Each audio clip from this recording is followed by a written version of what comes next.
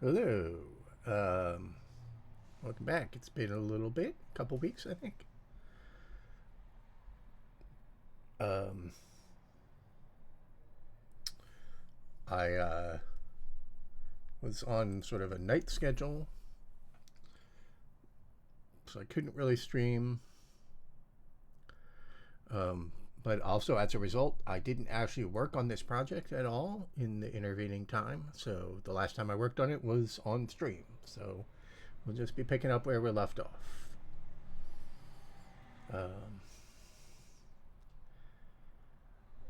And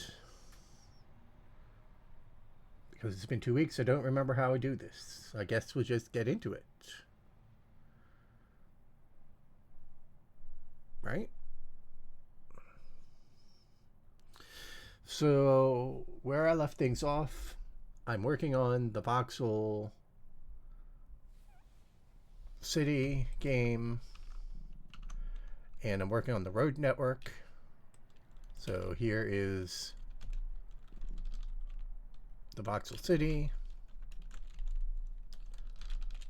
and here is a top-down view of it. Pink are the roads. Oh, I gotta remember to switch. Sorry about that. Start over. Here's the city.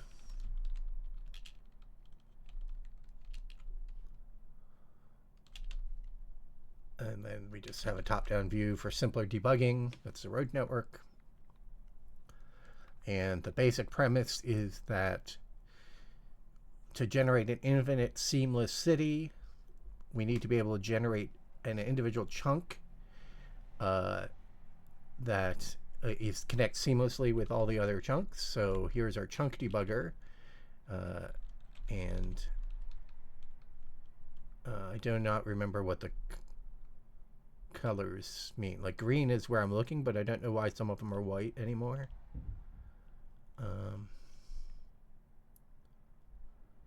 And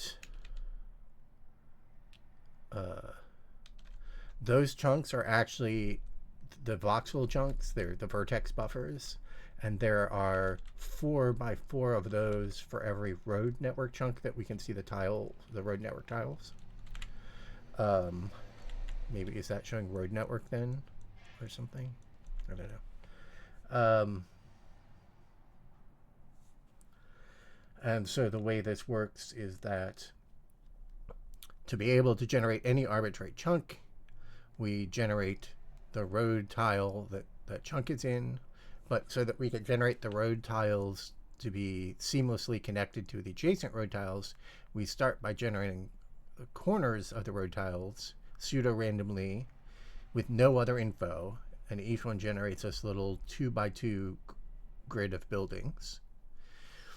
And then we generate the edges which connect between two corners, and those try to seamlessly connect the corners. Like here you can see this road on this corner turns into this road that goes down to here, and there's a missing intersection. And then once we've generated all 4 edges, we can generate the tile, and the tile tries to connect all the edges that are coming, the roads that are coming in, crossing the edges by doing this simple grid pattern that you can see. And as it stands currently, it hasn't been tuned, so it's very obvious looking at it like this. On the other hand, if you're down in it, I don't think that's actually going to be too bad as it stands, but also we can do work to make it less obvious. We can make those, we don't have to use that such a consistent grid in the middle. Like that's just a starting point. But it could be that with this grid layout, once there's buildings and if you found yourself walking through it, maybe you'd never notice that there's this grid pattern. I don't know. So that's the overview of how this thing is supposed to work. And what happened at the end is I've been getting very frustrated trying to get these buildings along the edges. I'm not frustrated, but I'm having trouble. And like I said, like, why isn't there an intersection there? I don't know. I guess because why is the intersection? Oh, that's just the intersection is on the wrong side. Looks like the intersection maybe lines up with that, so there's supposed to be a road there. So I've just been going through and debugging these kinds of issues. Like, I can just say, well, what edge is that? This is my origin marker, so that's 0, 0, 1, 1, 1, 2, 1, 3. And so I can look for a horizontal edge at 1, 3 and debug it. So we've been doing that. And the main thing, though, I've been trying to populate these buildings, and it's been messy. I don't really like the way the code works. I feel like I need to find a new strategy for how to code it so that it's more systematic, because right now it just feels really kludgy. But I don't know how. I don't know what that would be. So, in fact, I do remember a particular thing that I have, which is that it's split into blocks. It's split into blocks. So along the edge, this is a block, this is a block, this is a block, and this is a block. And then within each block, there's buildings. And currently, I just have, like, oh, you can have up to 8 blocks, and each block can have up to 16 buildings or something. And so it's this giant struct that stores within it an array of 8 block structs. And each block struct stores within an array of 16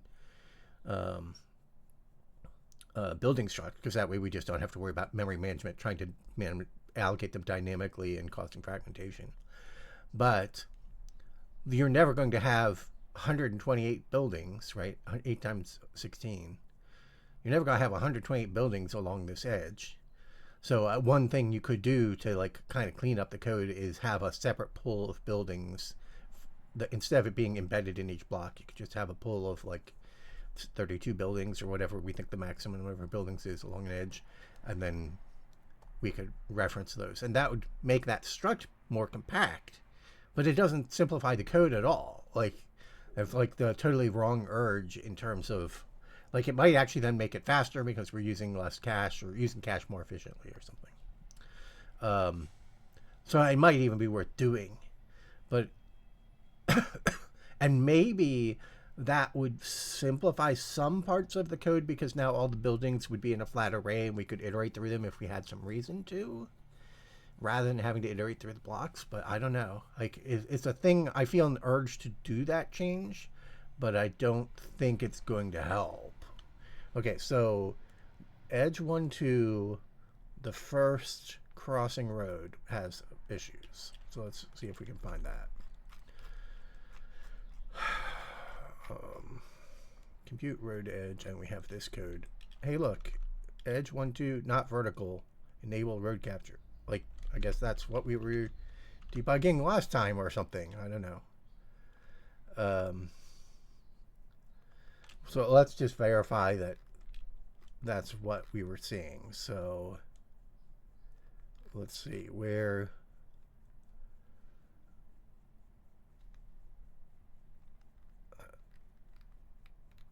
We iterate through the blocks. Here's where we're generating the buildings for the blocks. So we must already have the blocks by the time we get here. No, because these are the road edge crossings, REC. So we haven't actually computed the road edge crossings. So it's like the first one. All right, so N, I think, is 1.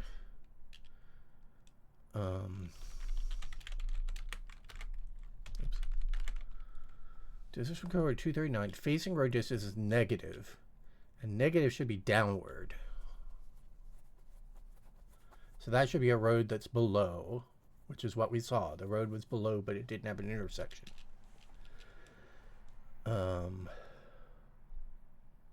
Where do we do the intersections? Oh, road intersections. That's these. So where do we generate the road intersections? Oh, not till here.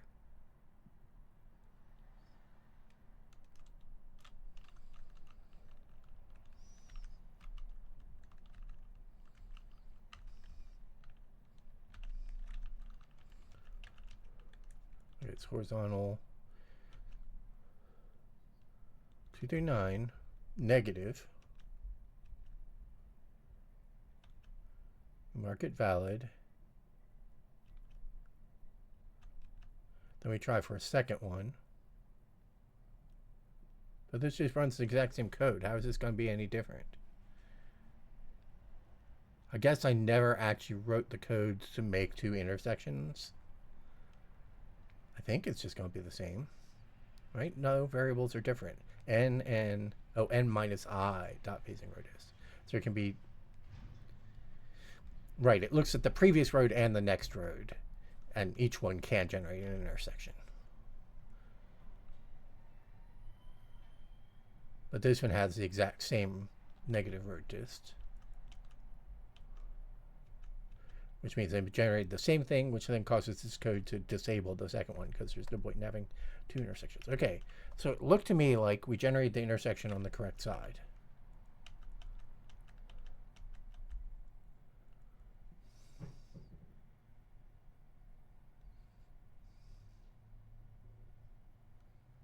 Because this is Cartesian coordinates, so negative y is downwards.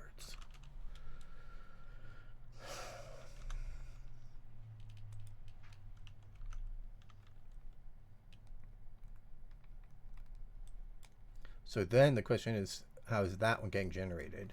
So we want to look at this edge and see why it's not generating an intersection here. And we want to look, not this edge, this tile, see why it's not generating an intersection here. And then we want to look at this tile and see why it is generating an intersection here. So if we start with 1, 2,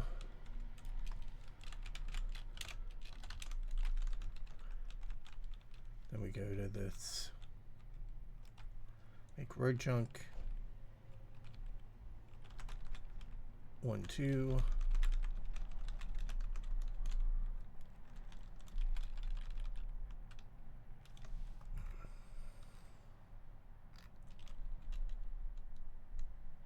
Where do we make the intersections for the edges?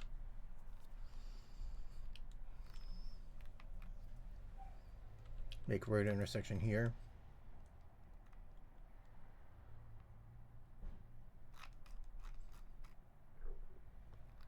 Yeah, we don't make any intersections here.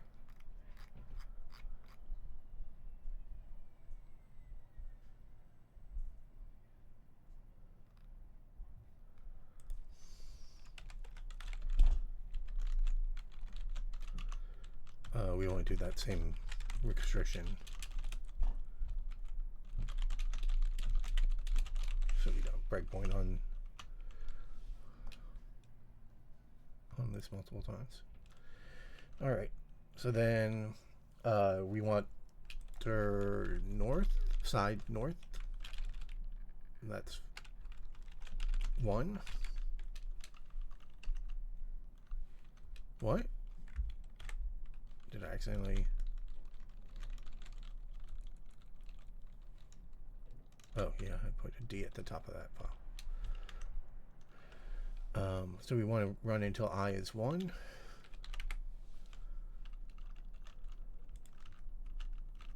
Okay, so now we have the correct edge. And now if we look at road edge crossing of 1 and look at the intersections,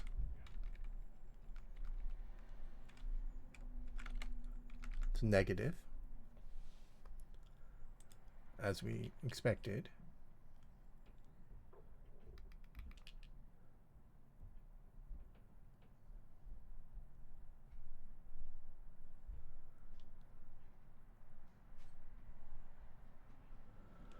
We do sub-0. Why do we do sub-0?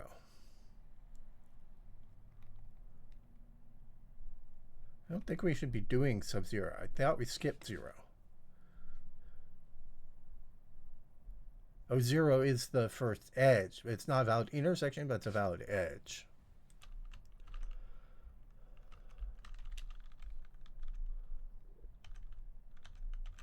So yeah, there's no valid intersections in the first edge.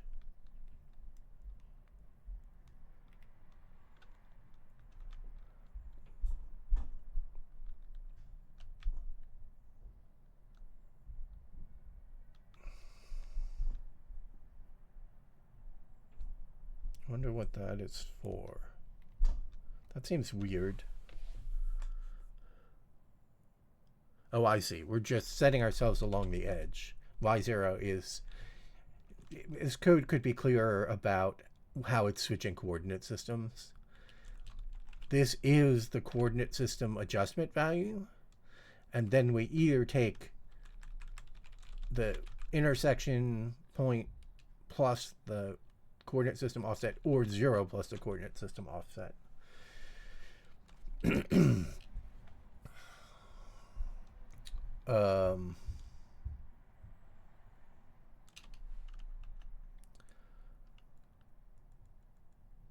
we're using that Y. We're not even going to make a road, are we? Yeah, we're not. Okay. All right, so now we're on to the one that the first intersection should have been valid. Why was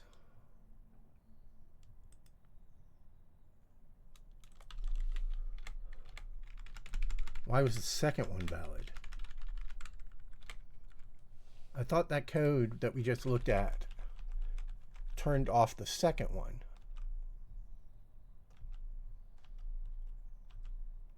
Compute road edge. Oh, right, make intersection. It was a separate call. Make intersection turns off the second one, not the first one. So how did we end up with the first one being valid? I mean, with the second one being valid, but the first one being invalid? Are we using...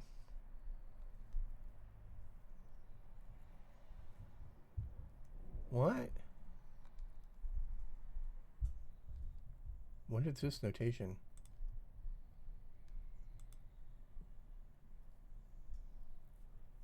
Weird. I'm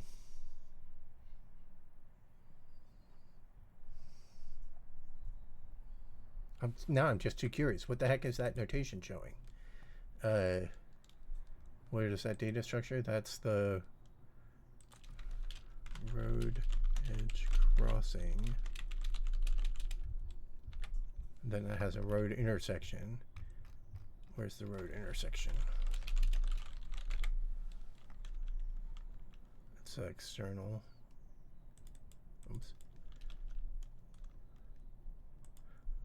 Oh, it's a struct with 2 int16s, so it, even though they're signed and unsigned, it tries to show them to you.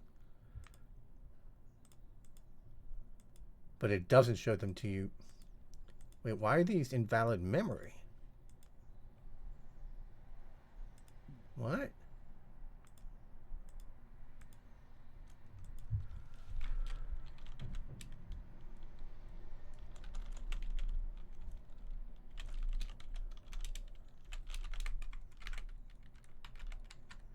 No, they're not invalid.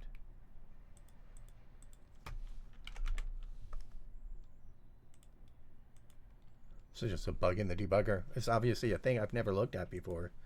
A struct with 2 int16s. What is this? Not a weird... Oh, I know what it is. Okay. That's unlucky. I just explained what I was doing.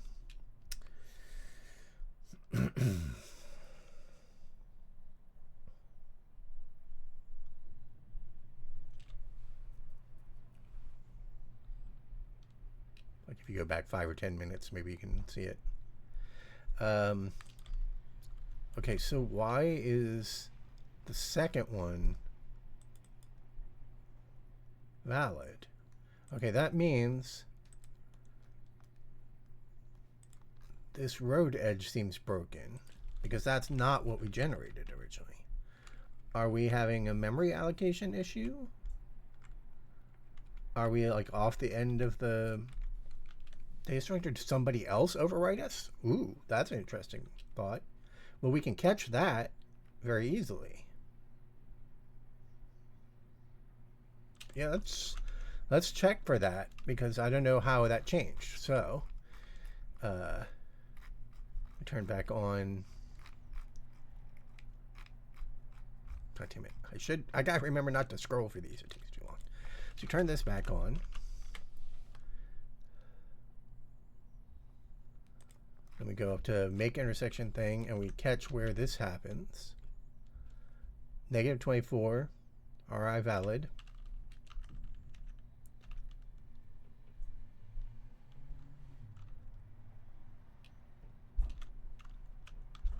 Okay, we return this as a struct. Maybe that's a problem. It's a huge struct at this point. Maybe we shouldn't be passing it by value.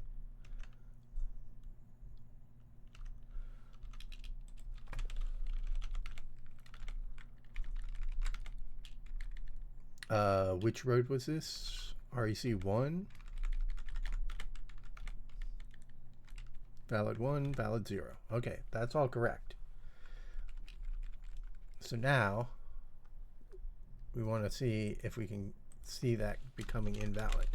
So let's take the address of edge of 1, rex of 1, ris of 0 dot valid.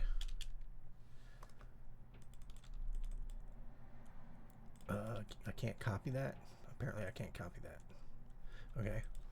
And then we go edit, breakpoints, data, star, star. Well, actually, is that,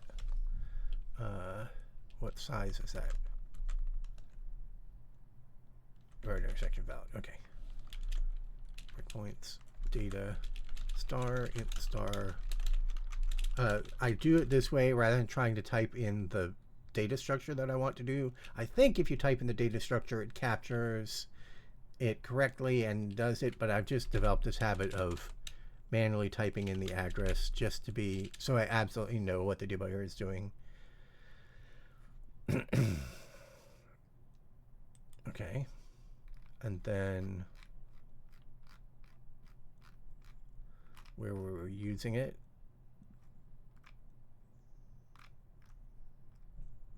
It was here.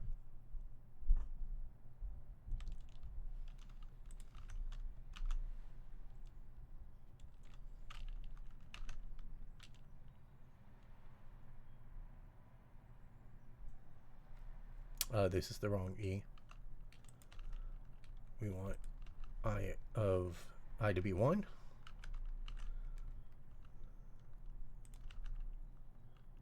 And we want J to be 1. We can check our thing though.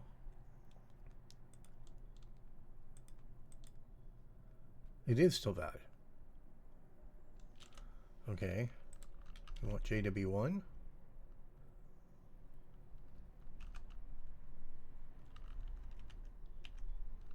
Now it's okay. So I screwed up when I was debugging it before, because now it's behaving correctly. So I don't know why it looked like it was broken before. So I don't know what I did wrong. Yeah, it's fine. All right, so go to the breakpoints. Remove that.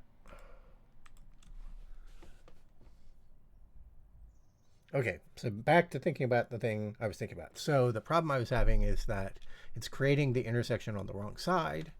So we want to look at the XY value it computes here. Y is 1000. That's in the road chunk. Why did it say it's not in the road chunk?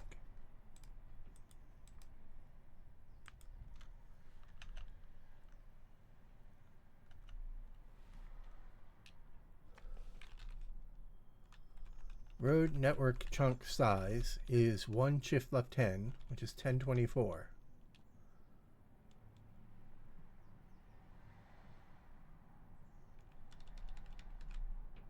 What?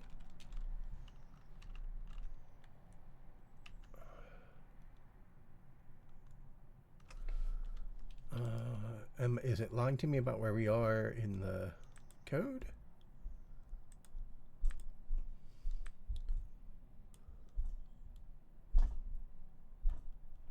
We're about to jump to here.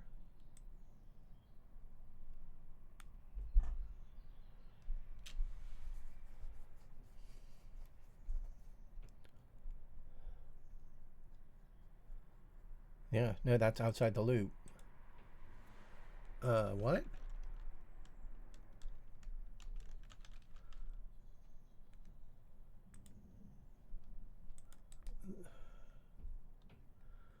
Let's look at the disassembly of this.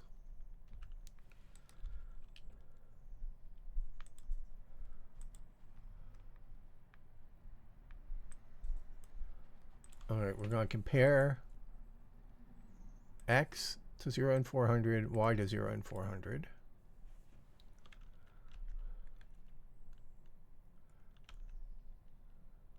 X passes the 0 test. X passes the 400 hex 1024 test. Y passes the 0 test. This test is reversed. Wait, why is this test reversed? Am I not all ands? And.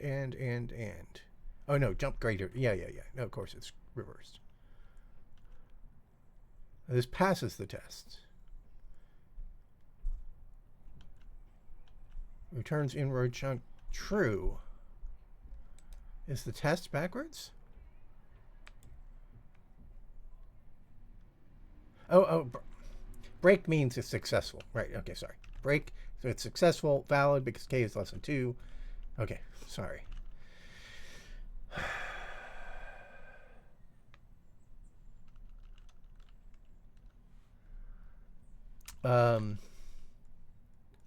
Just being a moron. All right, so then this is that code to get our offset, bring it down. Okay, so we're about to generate the intersection on the correct side. Yeah, here, we make it right here. Y1 is 950.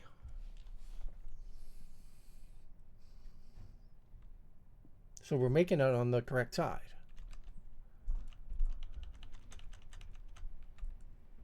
Is it valid? It's valid.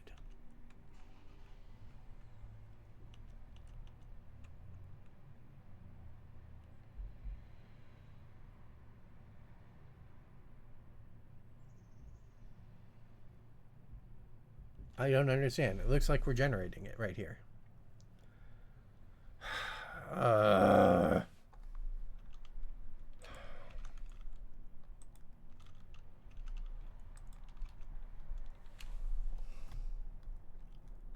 What?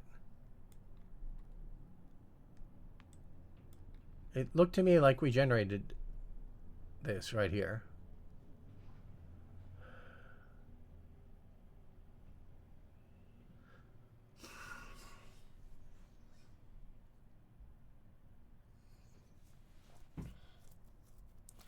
Did we somehow... No, because we saw it was at 950 or whatever it was.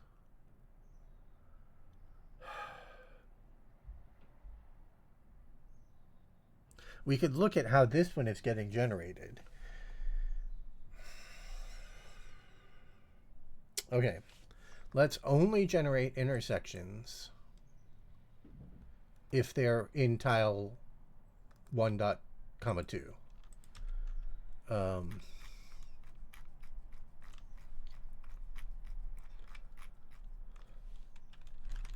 Make intersection. I don't know what it's called.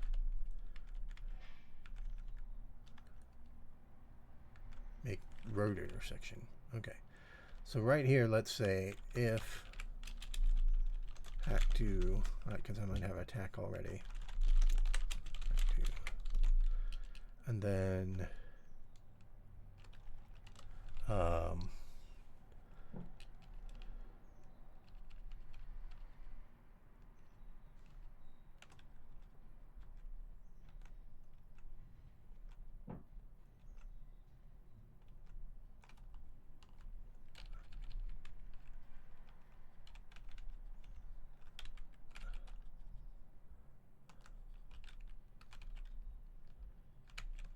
where's the... Okay, here it is. Hack2 equals true. Hack2 equals false. Actually, let's disable the...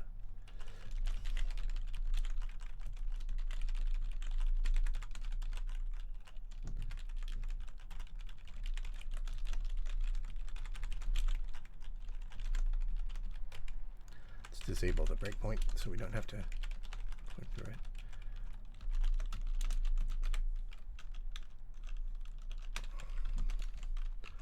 All right. Okay, so we only generate the ones for 1, 2. So we don't generate one here. We're generating them over here somehow. Is that because we didn't set the variable correctly? Or is that a bug? I mean, they're in the right place. And this one doesn't know about these things. So we're not setting hack2 correctly.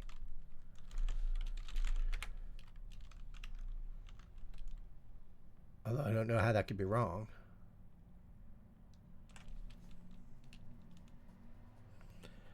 What? What is going on? Oh my god, I'm having such a terrible experience today. Nothing is making sense.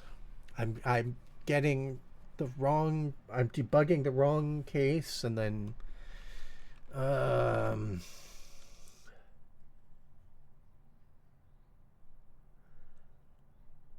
what is going on? How is that possible?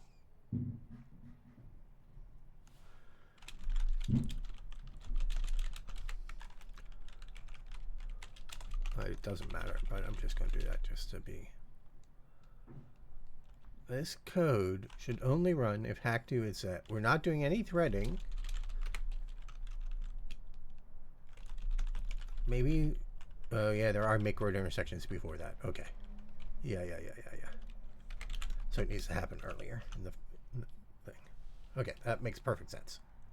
Okay, there we go. So, despite us calling it, we thought it didn't get captured. Okay, so now let's put this on its own line so we can, when we step, we can see what's happening. And then let's re-enable that breakpoint. No, that's the road one. We want the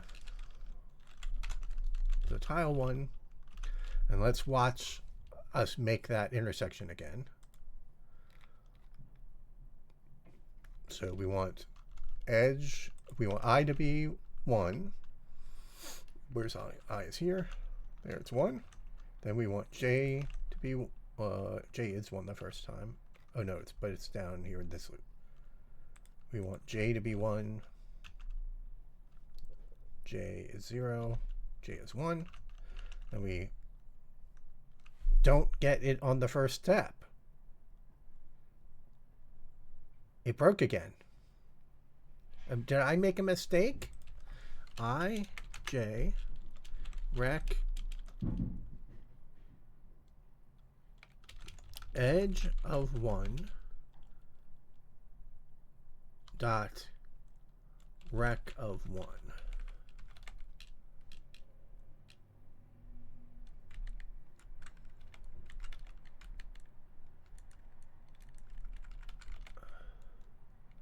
It's different. These values are different. Am I on the wrong case? What?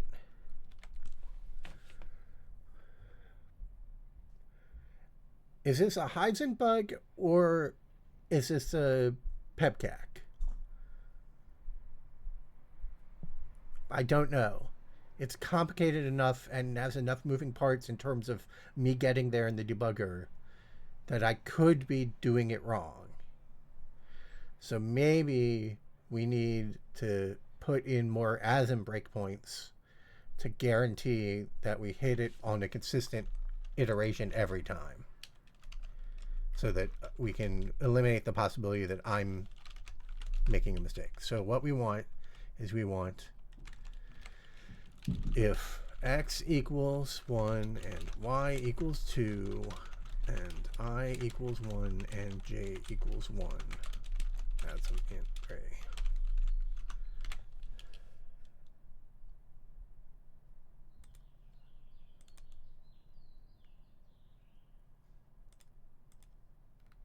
Valid 0.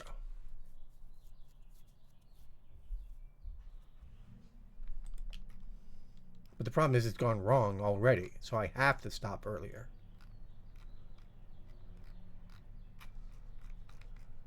What happened to my... Oh, right, it's here. Oh, it's the... No, it's not the enabled road capture, because it's definitely the first time through. Or maybe it's not enabled road capture. But I should add that. Test. Yeah, okay. It is the same pass. This would have fired.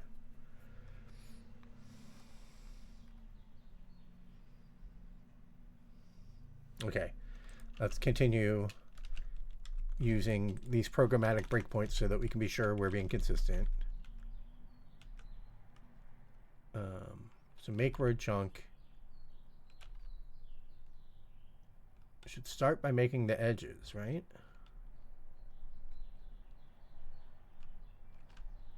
Or why doesn't it start by making the corners? It does start by making the corners. Where does it make the corners? What? Am I looking at... Why does it start by oh, it's here.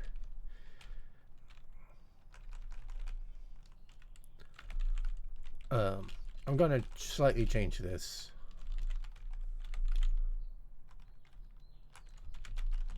Just the separation of concerns. Okay, so we'll breakpoint here. Well, we want to see the edges. We don't actually care about the corners. Okay, so we breakpoint here so that we can look at the edges. Then we breakpoint here and check. All right.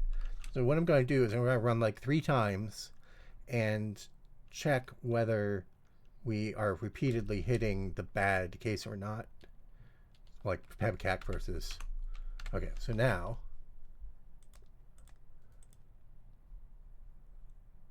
RI0 valid. Okay. We hit it consistently again, I think, unless I'm just totally confused. 1.RI of 0.valid. That way we can just see whether it's right without expanding it. Now we run again. Invalid again.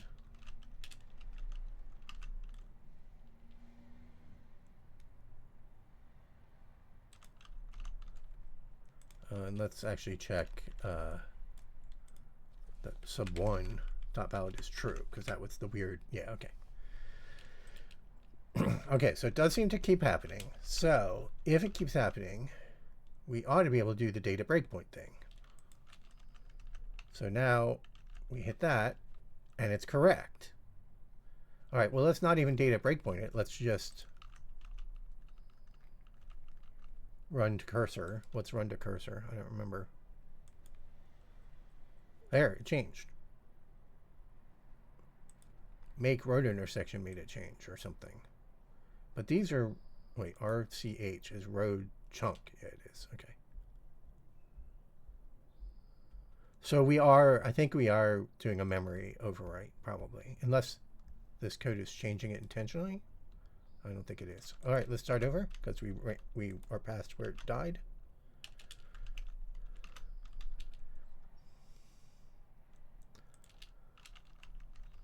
Okay, we've computed it. Let's take the address of it. We can't take the address of it.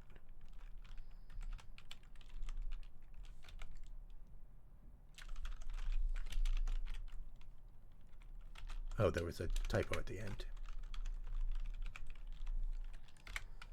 Okay. Tools, options, edit, breakpoints, data, star, int star. Is this the exact same value it was before? I think it is. Welcome to the world before we had stack randomization.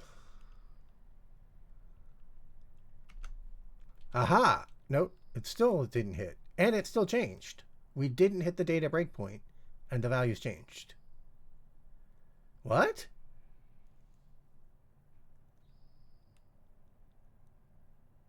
What? Oh, it's address of erec, not edge.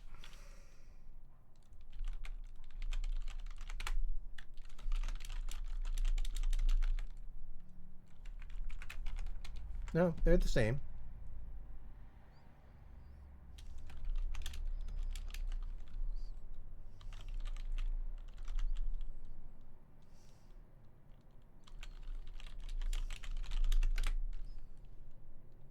Oh, that is a different address.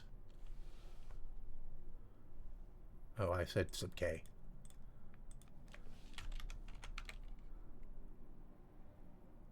Yeah, it is the same address. How did it change values without hitting the data breakpoint? I've never seen that in my life before. It's got to be pepcac, but what, I don't know what mistake I'm making. The stack can't move around. I mean, we just saw it's the same address.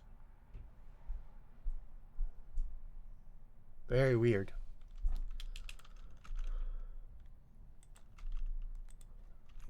Oh, God.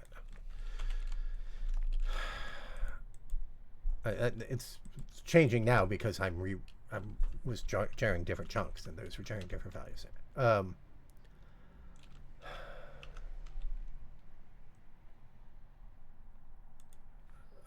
Run to cursor. Control F10. All right. No, now it's already 0, 1.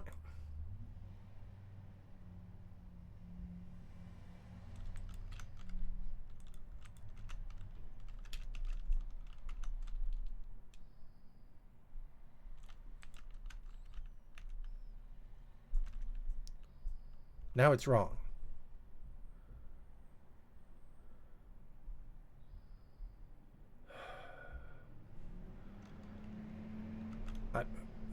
I'm making some really dumb mistake and I don't know what it is.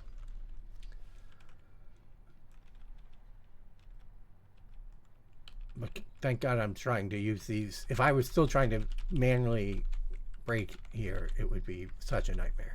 Okay. Now when we break, we've already computed it. It's wrong.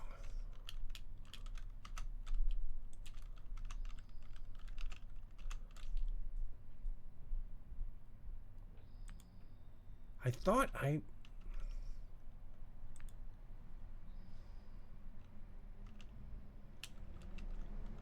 You don't think it was ever 1 in the first place? Well, we definitely stepped in it and saw it compute the right value.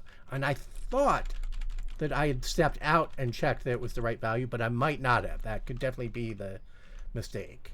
Like, this really could just boil down to, like, I'm returning a really big struct and VC6 is breaking with it.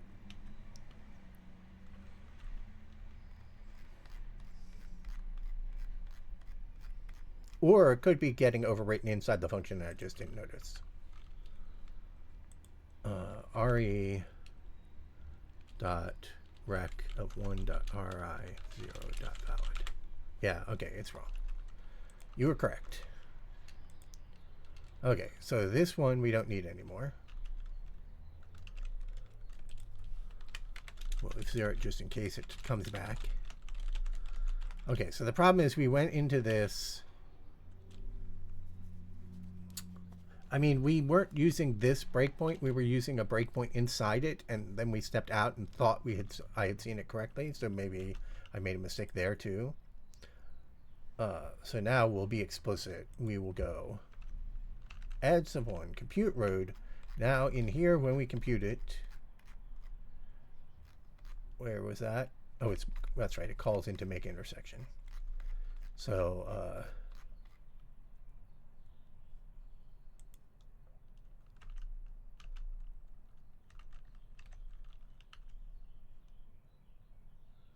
so n is 1. Valid is 0 this time. So I was looking at the wrong one when I did this before, apparently.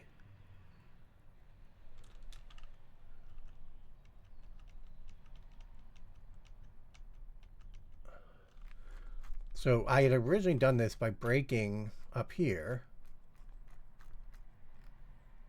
on that. X, Y, vertical. Oh, it's 1, 3, not 1, 2.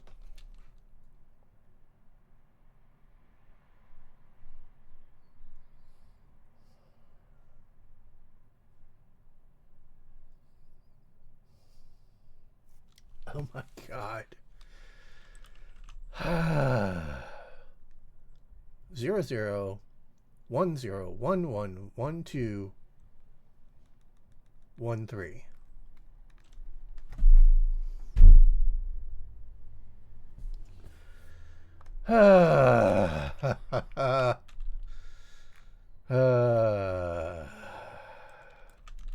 Okay.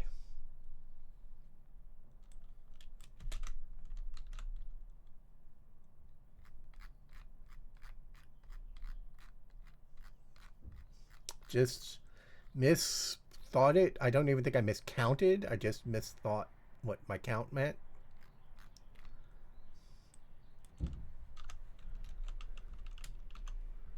And so I was looking at the wrong edge the whole time. Okay. And it'll be the first call to make intersection. So let's check that. So now we expect it to generate 0 and then 1. It generates 0, then 1. Okay, now let's look at what that means.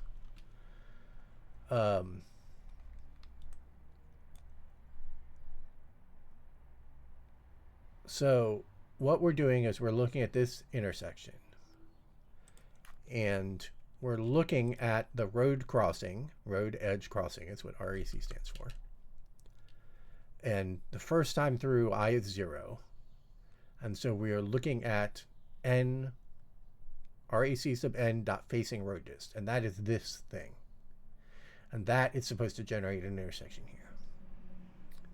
Then I becomes 1, and we look at n minus 1, which is this road crossing, and its facing road dist is,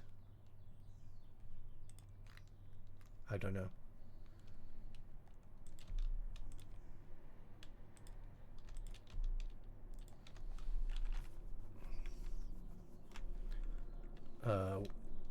We're not actually in this function anymore.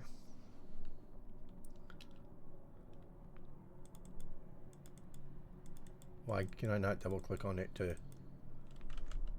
Oh, because we're past it. Oh, right, because I was trying to show on the map. So we look back at the previous phasing road dist for the incoming road and generate it. And that was something. I don't know what.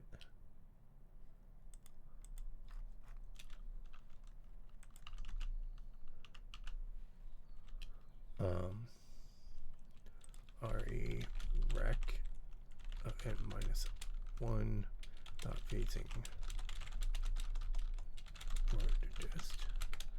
RE rec of n dot phasing road dist. Okay, so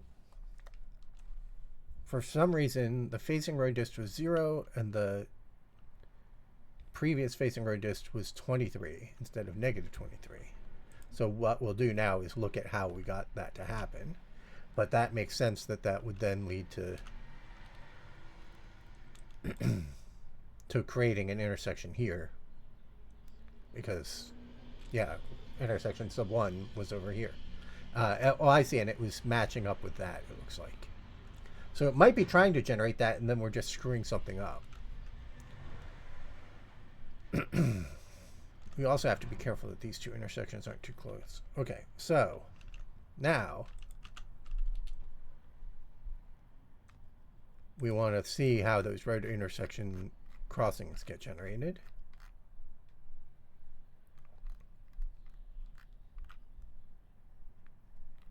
And that's here. All right, so re.rec of 0.phasing road dist. It's going to be 23, right? And then re.rec of 1.phasing road dist. We've just computed it, it's negative 21. Okay, then side disk transition. Aha!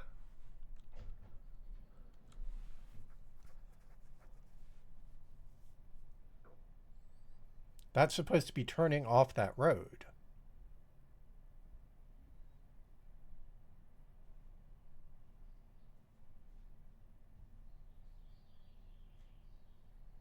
Is that supposed to be J minus 1 or J?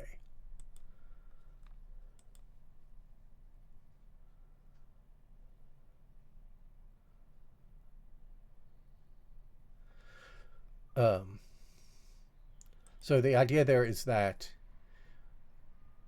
along each of these edges, let's explain this.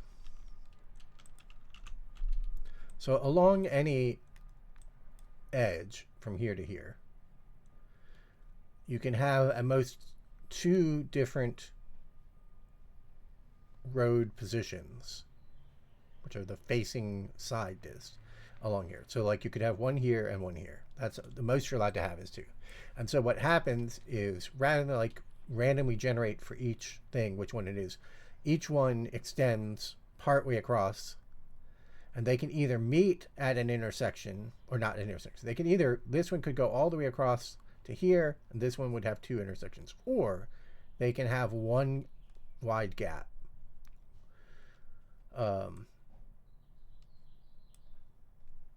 And there are other circumstances where you can also remove them, but so we can turn off hack 2 at this point now. So what's happening here is that it's apparently tried to have this one go, but then also tried to turn this one off, but failed to in some way.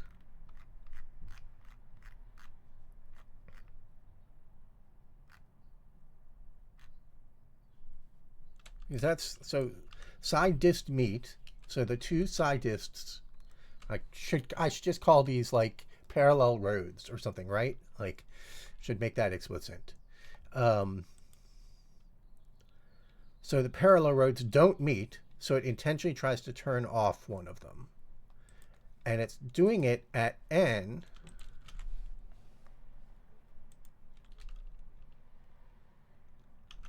We have to run again.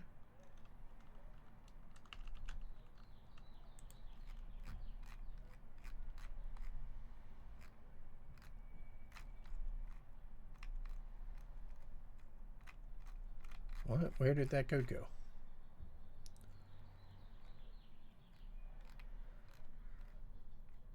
Oh, here. Let's always make sure. Oh, I see it. It's up here. X and Y. We're still at 1.3. Okay. So the side disk transition is where the roads don't meet.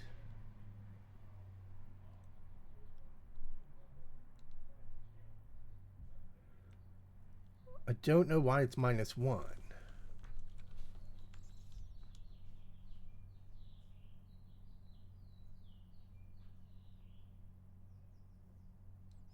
Because we're 0 based.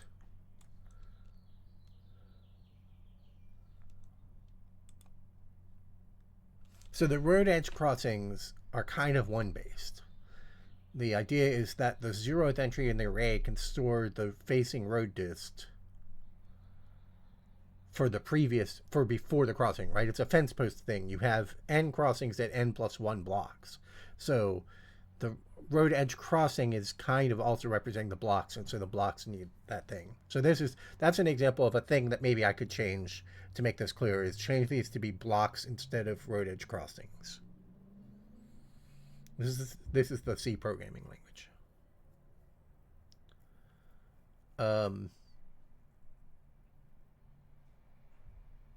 So, and maybe that would cause me to have fewer off by 1 errors. I can't tell whether that's an off by 1 error because there's no comments.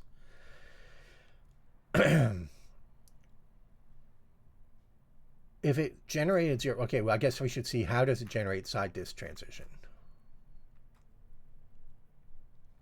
Okay, so it's computing a bunch of possible side dists.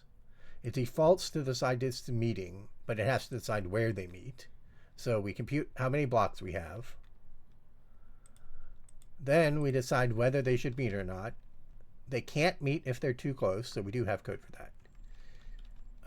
And they can meet otherwise. So then we randomly decide whether they meet, and maybe they're forced to not meet.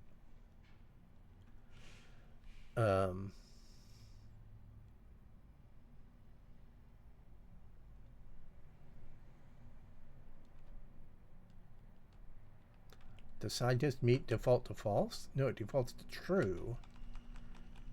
But then if will side dist meet is false, what?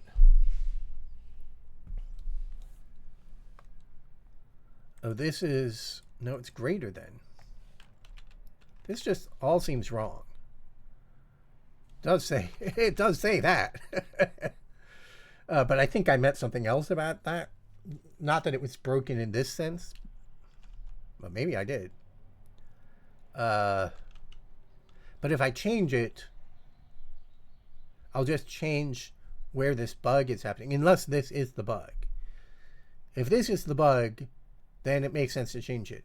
But if I just change it arbitrarily, and that changes where exactly the intersections happen, then the particular bug that we're chasing down, why is the intersection on the wrong side, could go away due to procgen, not due to being fixed. All right, well, let's try to do a simple refactoring that won't break that. So will side dist collide is that it's less than or equal to, I mean, intersection spacing. It's less than equal to make it not change the behavior. And then this now negates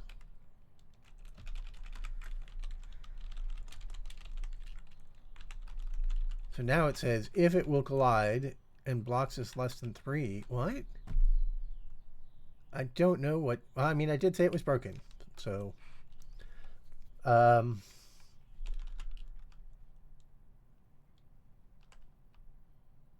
okay, so we knit use side dist.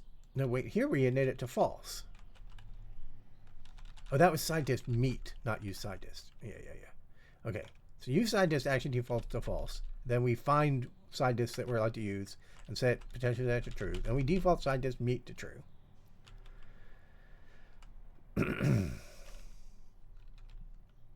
If they will collide and blocks is less than 3, we can only do this after we've computed how many blocks there are, because if there aren't enough blocks, we can't do it. Well, this is the only test that there aren't enough blocks. Oh, well, down here, the blocks less than 3, I remember having to write this, is in part because I just disable it here. But not... God, okay, well, this is probably the part where the logic was definitely broken. But this just doesn't seem right anyway. If will side disks collide, then they can't meet. That's definitely true. And that's just going to change that. This is going to change the procgen, and oh well.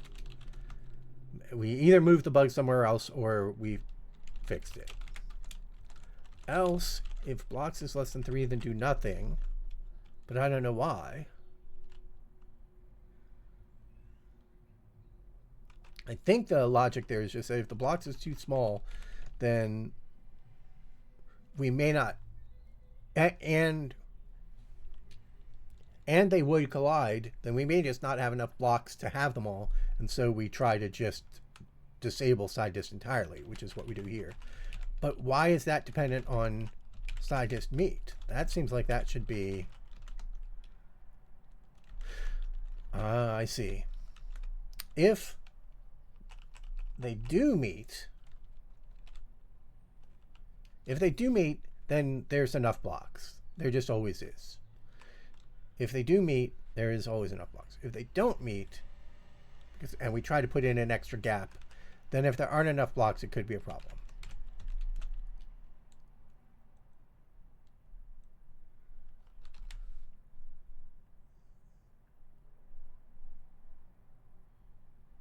So if it will collide, then we have to disable side dist meet.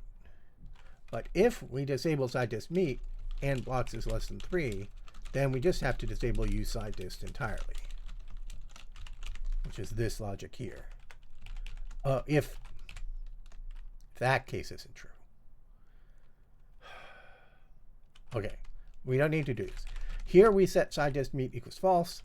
That forces us into this case. This code will handle the logic. Otherwise, we randomly pick the transition point. And we randomly pick the transition point 0 based.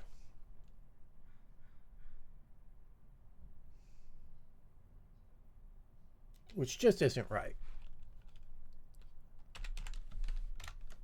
Because remember, the first crossing is at 1. So the blocks start at 0.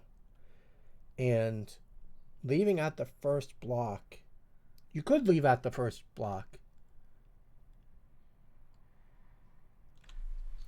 but then you should be doing that on the other side too. It's asymmetric. I'm not even sure blocks minus 3 is right either. It might be blocks minus 2 that's correct.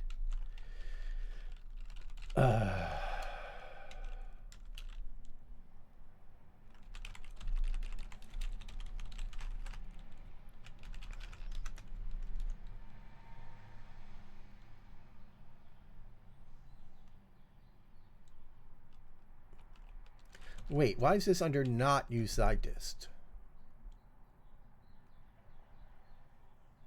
Well, I did say this logic was broken. If they don't collide,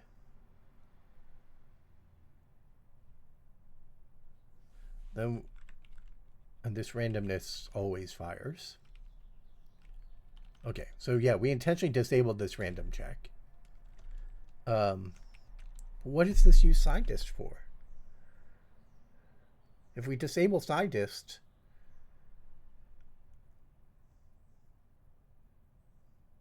then we're just disabling it entirely.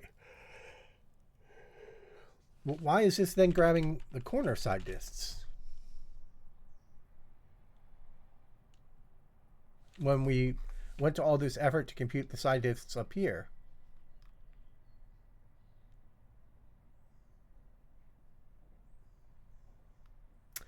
Oh, we only do two different side disks that meet in the middle if they came from corners. That's why. Okay. So when we get here and we say, well, if none of the previous attempts at creating side disks work, then we'll generate this case. I see. So we just always do that if the use side disk is false. But if they would collide, then we can't do that. But why do we do this in the case that it's use side dist? I thought we just said we could do this even if use side dist was false.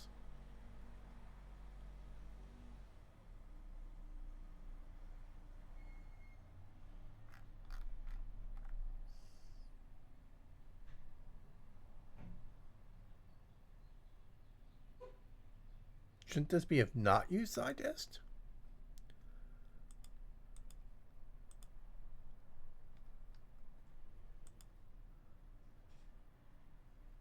Should this be where we do the check?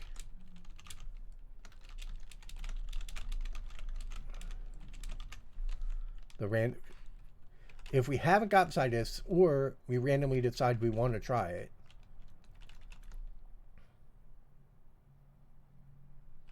then we see if they would collide. And if they would collide, we just don't do anything. We just fall through.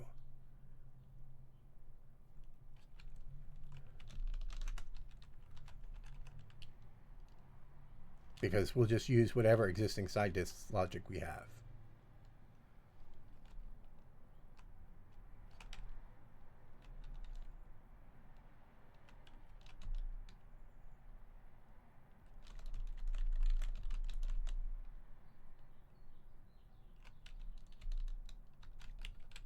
otherwise.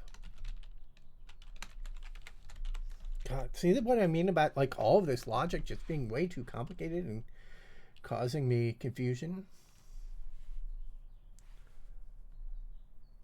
Oh, what is going on? Why is this so complicated? Seriously, why is this so complicated? I don't understand.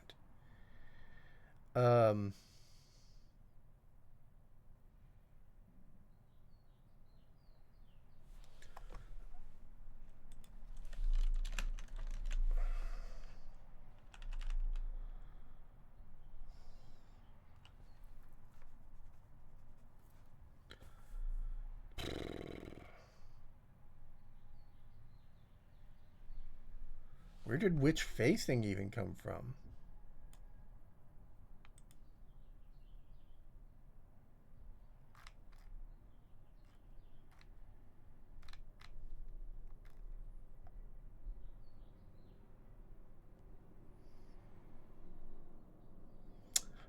If both of them are viable, the second one wins.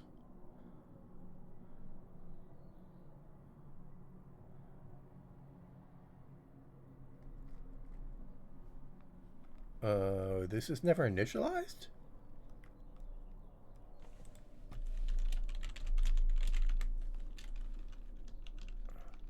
Yep, this is never initialized. That's not great.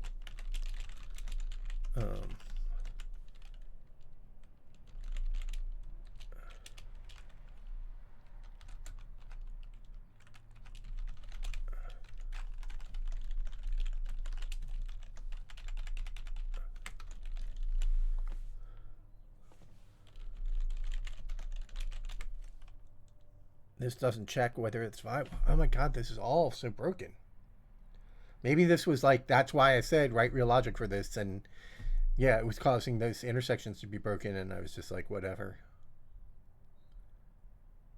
Oh, my brain is not handling this well. Okay, I'm gonna take like a little break, read chat, talk to chat. My brain is just dying from this.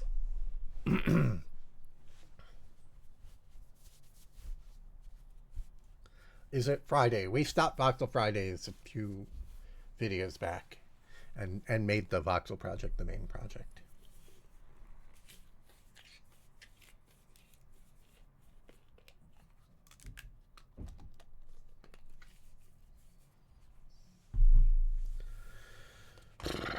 This is just getting frustrating because it seems like unnecessary complexity. It may not be, because I do remember talking about the fact that in GMC1 this was complicated, unexpectedly complicated. I didn't remember this part being unexpectedly complicated. I remember trying to connect the edges being unexpectedly complicated. But the road, trying to connect the roads within a tile being unexpectedly complicated. I didn't remember the edges being complicated. But maybe I'm trying to do it smarter this time, or quote unquote smarter. I'm not sure.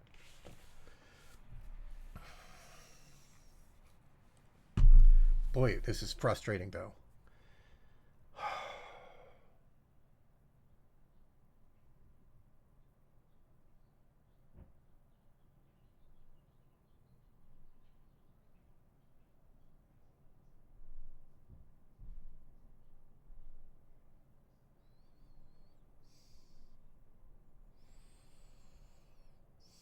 At least I'm not sleepy.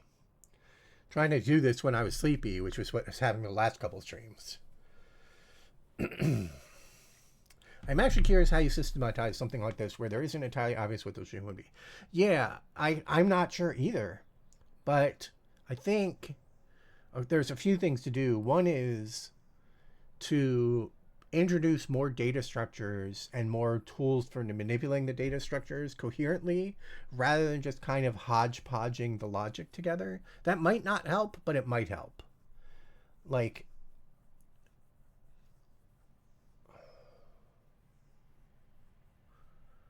maybe something more formally geometric, like maybe taking an approach of like incrementally splitting rather than trying to generate upfront all of the crossings and connecting them. I don't know. That doesn't sound any more plausible to me. Like that, which is why I'm not doing any of this. Like, but yeah, I mean, it is a problem because it's a research project in some sense. So we don't really know what the right answer, what the shape of the right answer is. But this just seems like a lot of complexity. Like there's definitely a part of the problem is an order of operations thing. Like I mentioned it up here in a comment that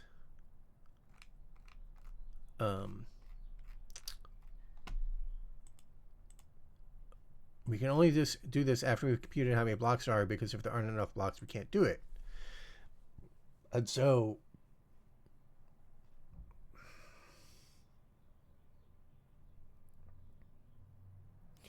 I mean, there is definitely some of it is due to complexity. And maybe I should reduce that complexity.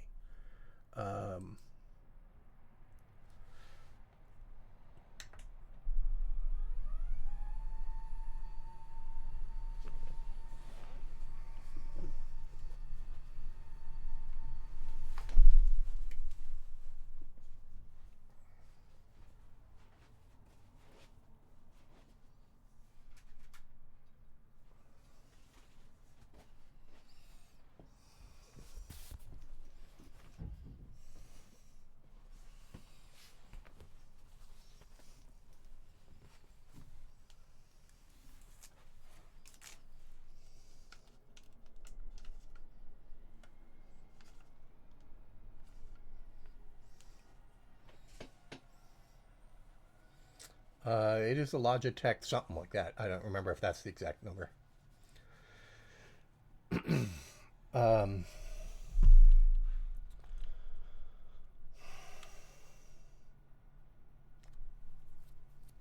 so what we're going to do is we're just going to draw what's going on and see if anything comes to mind.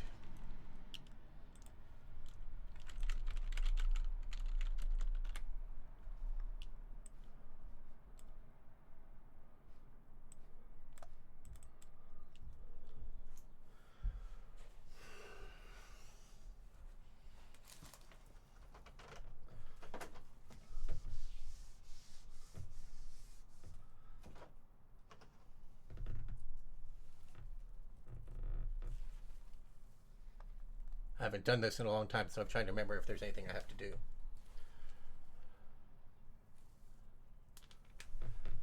Oh, right, we have colors. All right. So here's the road edge.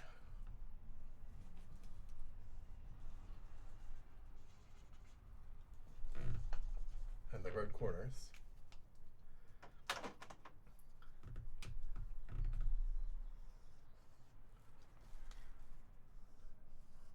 We built road corners around the road network corners around the corners. And what we're trying to do, so we're trying to simultaneously create the road network and the blocks of buildings, right? What we really care about are the buildings, but we have to connect them with roads. So we got to do all this stuff. So conceptually, the main thing we want are road crossings. But we have to generate buildings consistently on both sides of the edge.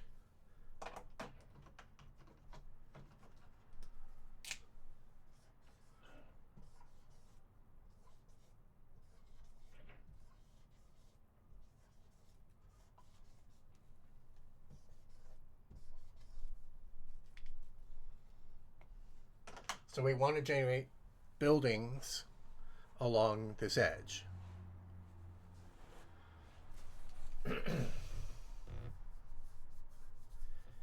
In this particular case, this building needs to be facing a road. So we've got to have a facing road somewhere for it. So in general, what we want to do is generate one or two facing roads.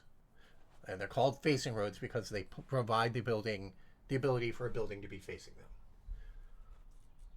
So, for example, we could generate facing roads like that.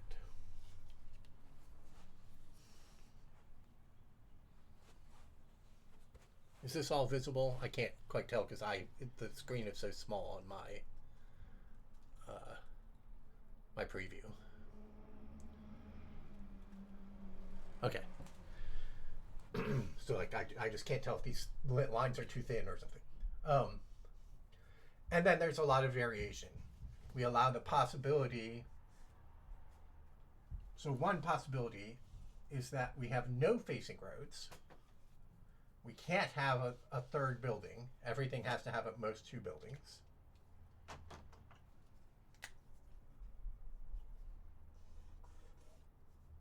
And then they always face these crossing roads. Or we allow two buildings, and we have to have a facing road, or sorry, more than two buildings, and then we have to have a facing road for that one. And for simplicity, rather than allowing lots of different facing roads, we only allow either one facing road all the way across, or we allow two.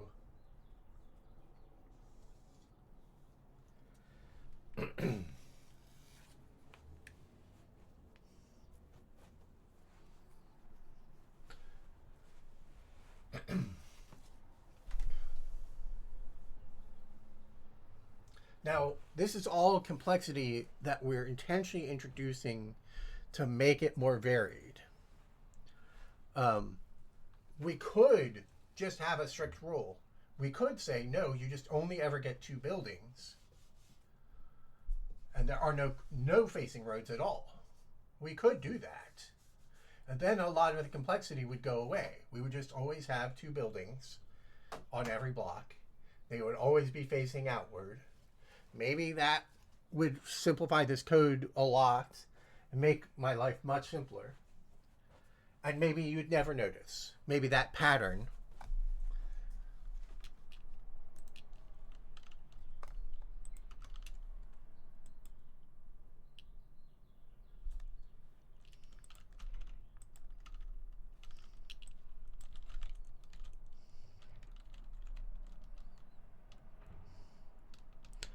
maybe if the pattern was that these buildings that we're looking at right now always formed these pairs of two with crossing roads, maybe we'd never notice. Maybe that would just be fine. And then all the complexity would go away. What I'm trying to do is support more complexity because A, it will make the patterns less obvious. It will be harder to tell that there are these, right? Conceptually, what we want when we do this kind of procedural generation in the abstract is we want a homogeneous, continuous thing. You don't want to be able to tell that there's a underlying tile system. You don't want to be able to tell where the tile system's edges and corners are. Like right now, our corners are always 2 by 2. We just took that complexity hit, or that non-complexity hit, and said, oh, our corners are just always 2 by 2. And the idea being that their corners are spare enough that you're unlikely to notice that pattern. You can't see very far in game, so you can't see that many corners. And once the city is fully populated, you won't really be able to tell that, oh, every 2 by 2, every periodic chunk is a 2 by 2. I think that would be fine. But so conceptually, we wanted our tiles to be more varied. And so we wanted to make the edges be more varied to avoid, to create that homogeneity so that it doesn't look like, oh, the edges have a different structure than the rest of the buildings. If we did do only two buildings, every block along an edge is only two buildings, then that would also be the same as what the corners are. And now you would have an edge where running along that edge, you always have 2 by 2 buildings between every road. The thing is, you can't run along those edges, so I'm not sure that you'd notice it. What if we just force blocks here to be 2? And use side dist equals false.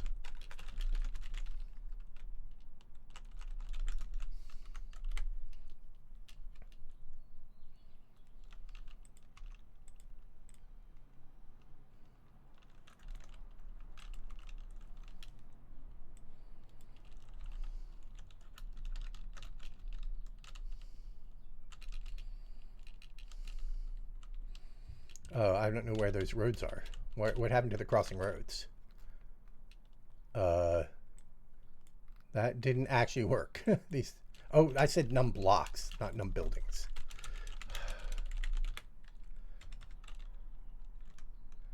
What?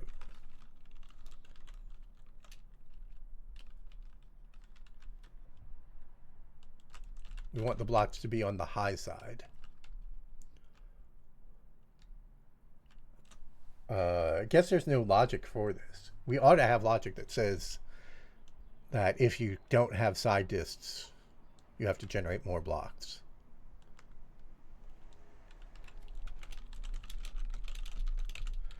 We have code to reduce the number of blocks here. Let's maybe not do it. I don't know.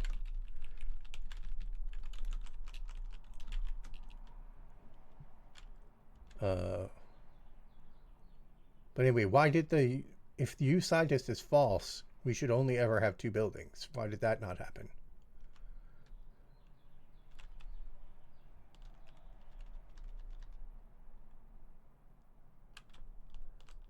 Facing is 0.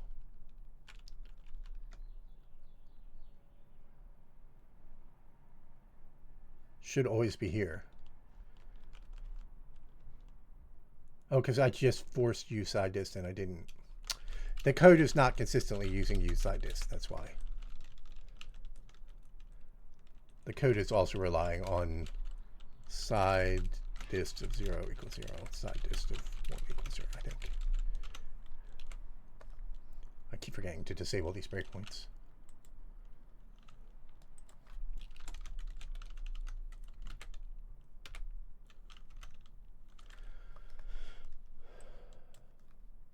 Yeah, so now we only get 2, but it's busted because it's enforcing max building sizes.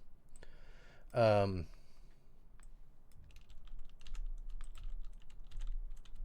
this won't be that great a test because of the gaps. Yeah, I can't really judge how it looks.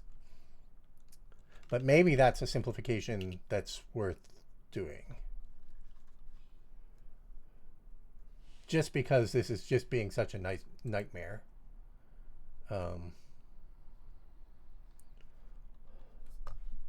Where did my chat go? There it is.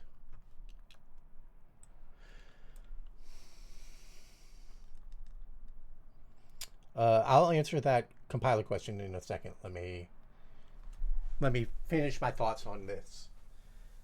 So I think the thing to do maybe is to do roughly what I'm doing in this code right now, which is to keep all the existing code that tries to do this, but disable it and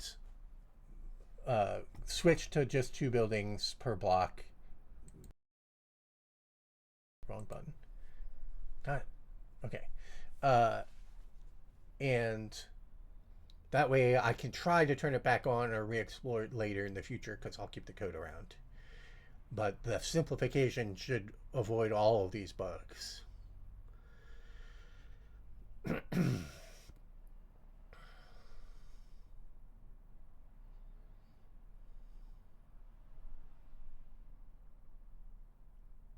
And maybe it makes the city a little less, I mean, it makes it more homogeneous in one sense, in the sense that everywhere is always going to have this same thing. But it makes the edges less homogeneous with the tiles, so maybe it makes the underlying structure a little more obvious. If that turns out not to be a problem, then we're golden. If it turns out to be a problem, then maybe we can re-explore it. So maybe that's a reasonable choice at this point, given how much trouble this is giving me.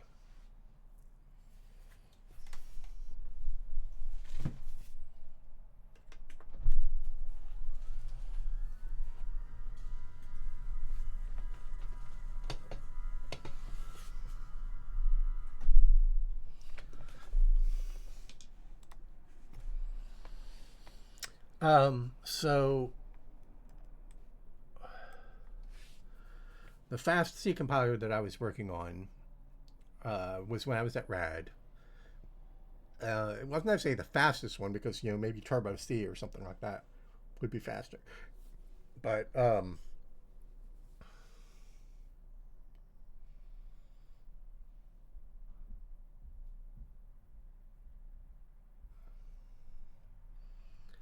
so the uh, I've toyed with the idea a little bit more, but Epic acquired RAD, so Epic owns that code, so I can't actually use that code, so I'd have to start over if I do it. Um, what I do, uh, one of the most important thing is the Lexer, and I couldn't give you cycles per byte kind of timing, but I can tell you that the tech that I use, do I actually have the project? What did I call it? I don't remember what it's called. Um,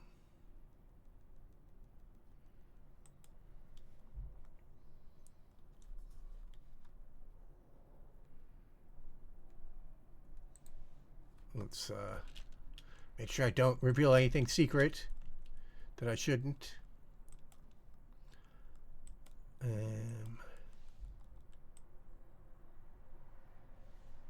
What would that project be under? It's a compiler. So what subset of my code base would that be?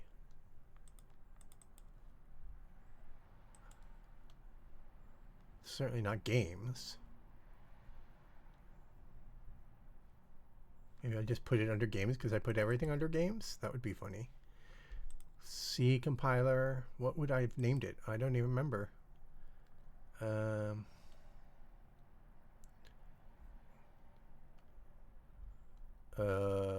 MISC? How about MISC? MISC seems like a good thing to put it under. But I don't, since I don't know what it would be called.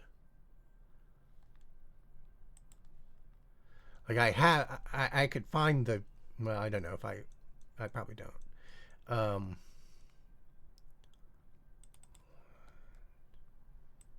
Sorry for the black screen. I'm searching, doing my best.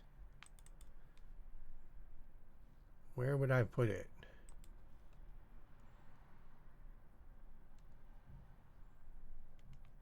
Where would it be if it's not under programming? All right, let me use a grep. So what do we want to do? We want cursive grep. Search for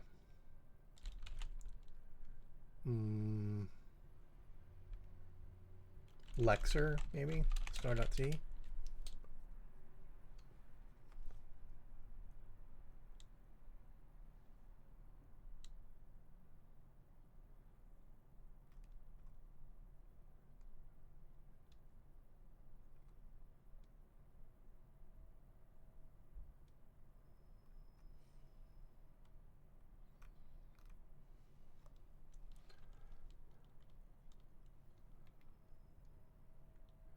There's a parse test under MISC, but I think it's ancient.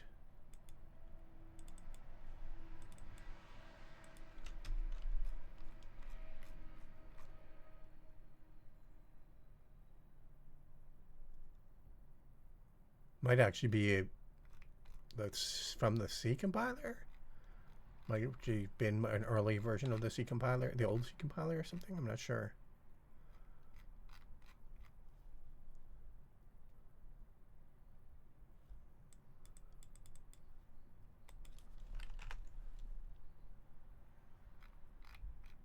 Yeah, I think it is. I probably shouldn't have this code.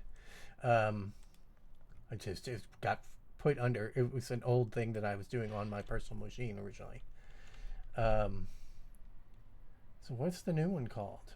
MISC, parse test, MISC.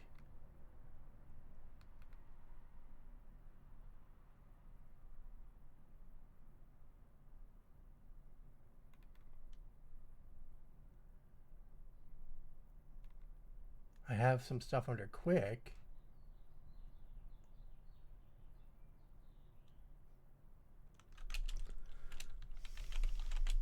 but I think that's old.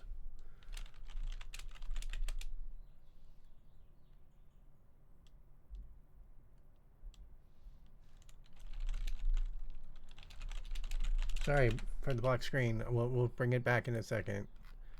I don't know what this is.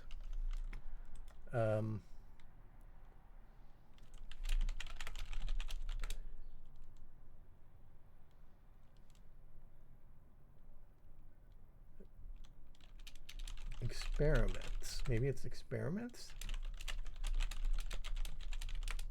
No, that's Huffman. I could have sworn I wrote some code for this, but where did I put it?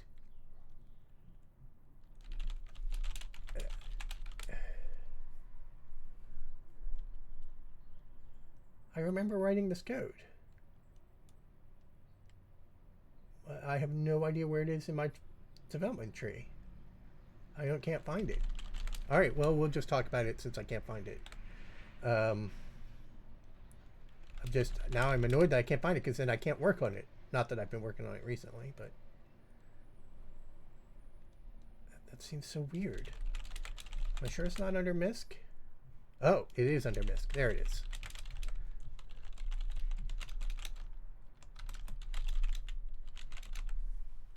Okay.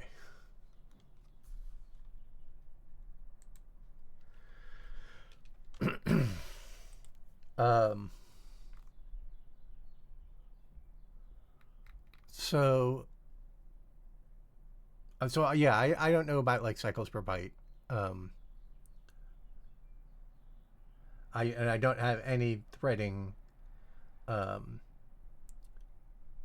because in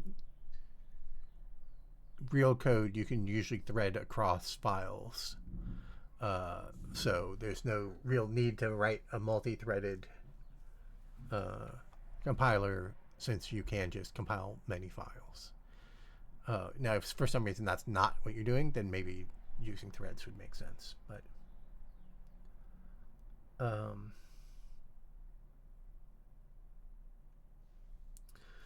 yeah, the strategy you're talking about with lexing and hashing and etc. could make sense, but it's mainly a latency reduction, which I guess if you were compiling a very small amount of code might make sense. I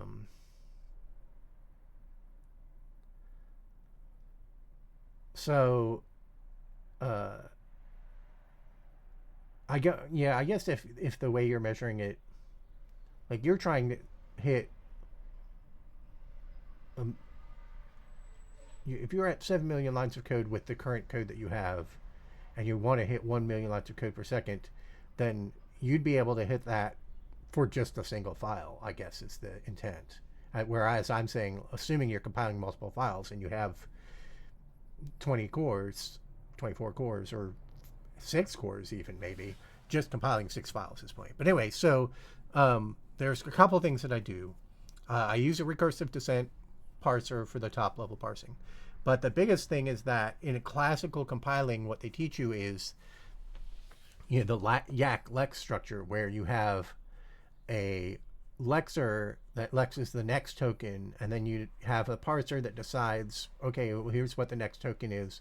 Let me figure out where that goes in my tree parse, and then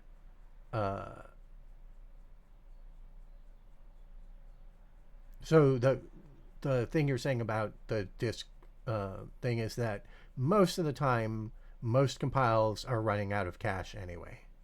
So you could say, oh, I want to hit 1 million lines of code with the files all being on disk, and that's praiseworthy. But in most development, you could afford to be a little slower the first time.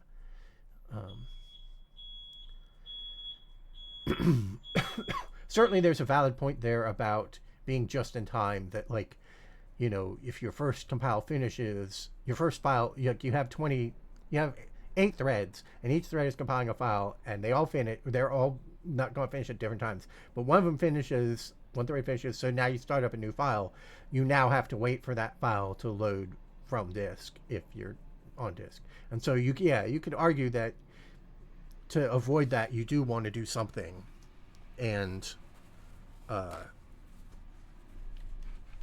what exactly needs to overlap is arguable. But if you're comfortable with the disk cache argument, then it's not really necessary. And all the rest is just memory dependent. So unless you're hiding some other kinds of latencies, it doesn't seem that plausible to me. I mean, I guess maybe you're leveraging more. You have more L1 caches to work with if they're threads on different cores. So maybe like you can get better cache usage, but I don't think if you are compiling 8 files at the same time, I don't think that actually makes any practical difference. Maybe it does. Maybe it does. Anyway, but to avoid that exact issue, I don't do the alternating lex and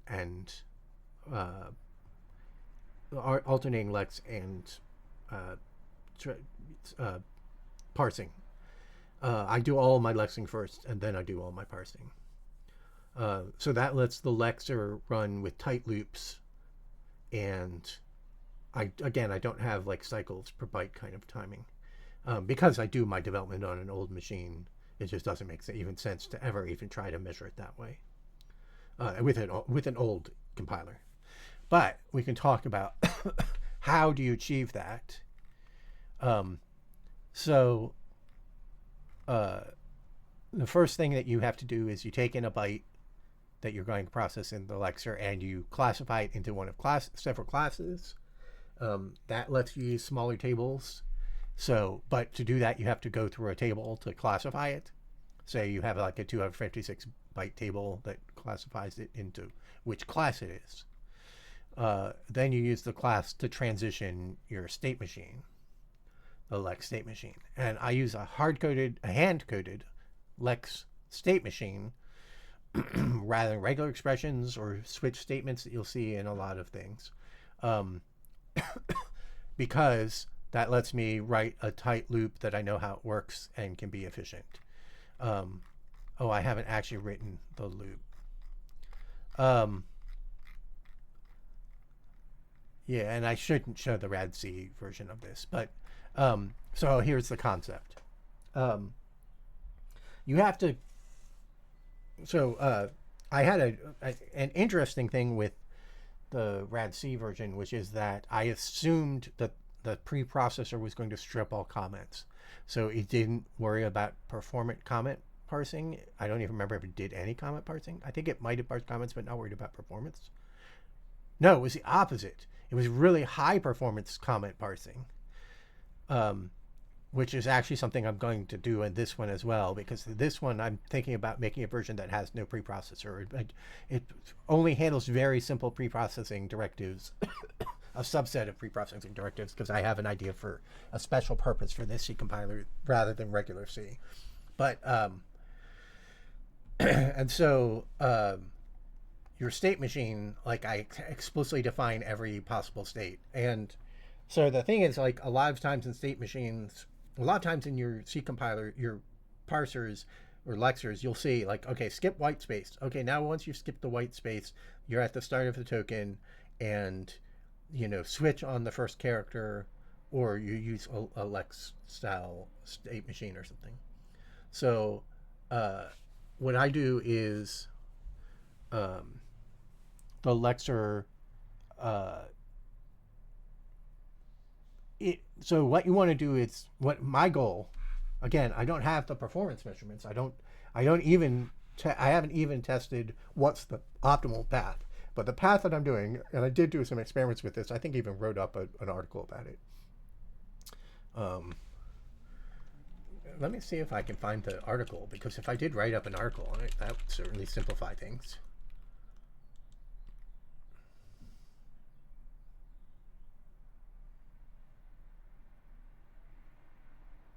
I'm pretty sure I did, but it's not in my index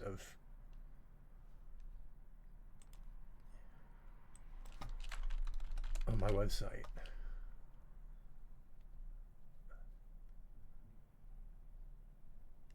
I remember writing an article about this.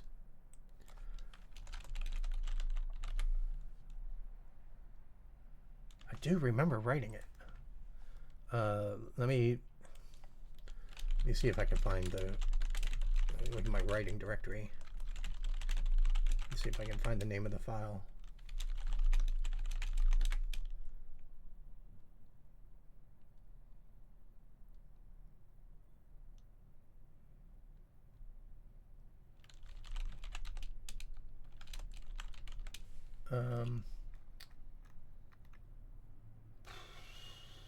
Gosh, I have no idea.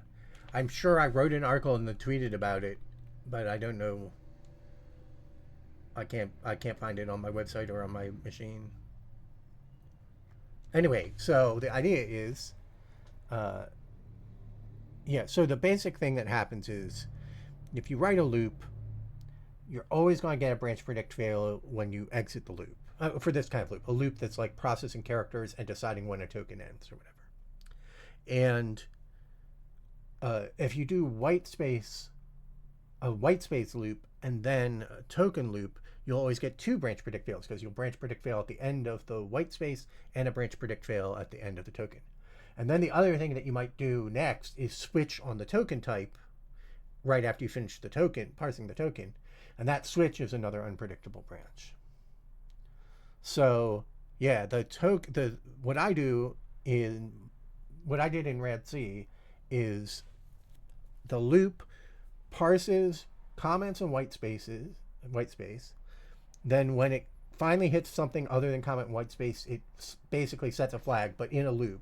So it's like, branchlessly sets a flag for here's where the start of the token is. And then for most token types, it scans it. There are a couple where it actually does fall out of a loop and uses a switch statement to branch to the right one, but for most of them, it just parses it in place, gets to the end of the token, falls out of the loop. It might get to the end of the token having parsed the last character of the token. Like if you get less than equal to, you see less than, you see equal, you're done. Or it might have not used the last character parsed, like less than anything else. It now has an unused thing. So it has to do a little fix up for that. It's all table driven, branchless. And unless it's one of these rare exceptional cases, it just branches right back to the loop now after saving the token info. So it saves the length of the token and the start point that it had flagged. And it saves that into a little data structure that's just the spans, like you said. And then you post-process based on span type, right? So it actually stores, rather than storing a big array of these spans, it has multiple arrays, one for each type of thing. The type being, what do you need to do to process the span? So it updates this. It adds a span, the token span, to a list of token spans for each type. And then once it's finished processing the whole file, then it goes one by one through each token type, pulls it back out the token spans. Could be cache inefficient. I don't know. Like, I wrote it. It seemed to be pretty fast. But who knows? Like, because you're messing with the ability of the predictor at that point. It at this point hashes identifiers. When it processes identifiers, it hashes them, puts them in a hash table. It treats all keywords as identifiers and puts them all in the same table, so you don't have to do any special processing for keywords.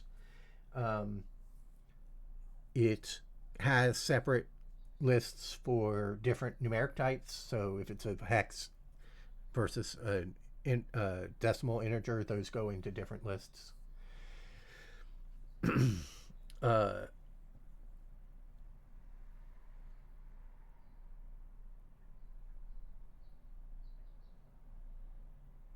One argument for splitting it into a pipeline of threads is that the identifier deduplicator hash map does not need to be thread safe. There's just one thread that performs that task. Yeah, but it's just one thread for me too. It's one thread doing all of this work, right? Because every thread only processes one file. So there's no worry about thread safe because every file is getting its own process actually rather than thread. But even if you ran them all in the same process, yeah. So yeah, it sounds like you're doing basically the same thing, except that you're paying the white space cost, the white space branch predict cost.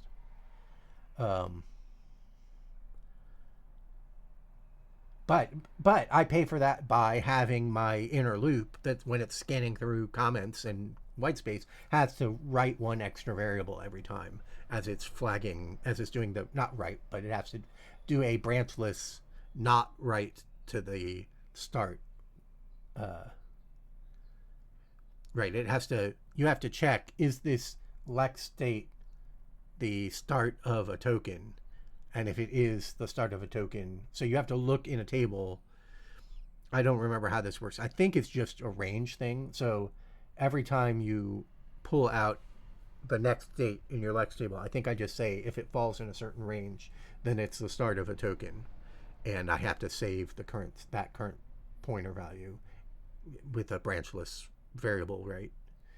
So it's an extra comparison in the branchless variable assignment that I pay on every byte, right? So because that's in the inner loop, that gets paid on every byte, but in return I don't pay branch mispredicts for every white space. And the thing is, like, you know, a lot of code depends on your coding style, right? But a lot of code has a pretty high frequency. Like, I don't do it. But here's a case where, like, some people actually write stuff like this, right? Like, and so they're just paying, that's kind of a funny thing to think about, is writing your code optimized for the lexer. Although obviously you just remove all white space, but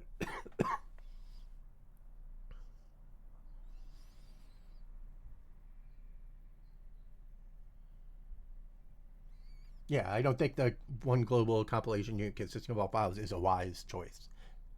Certainly if you want, especially if you want to write a fast compiler, it makes far more sense to not go down that path. Of course, you obviously then need a linking step, but I don't think unless you're compiling for an existing language, I don't think that's good language design to introduce into your, like, to putting the make system into your language is a dumb idea. But if you're not making your own language, then and you can be compatible with some existing language and make that work, then okay, sure. Like I said, it does remove the need for a linking step, but I don't think that's that valuable unless you're really interested in, like, cross file optimization, quote unquote link time optimization. But I'm not super into that either. But yeah, I mean, certainly if you have that design, all of that makes sense. I just don't think that design is very valuable.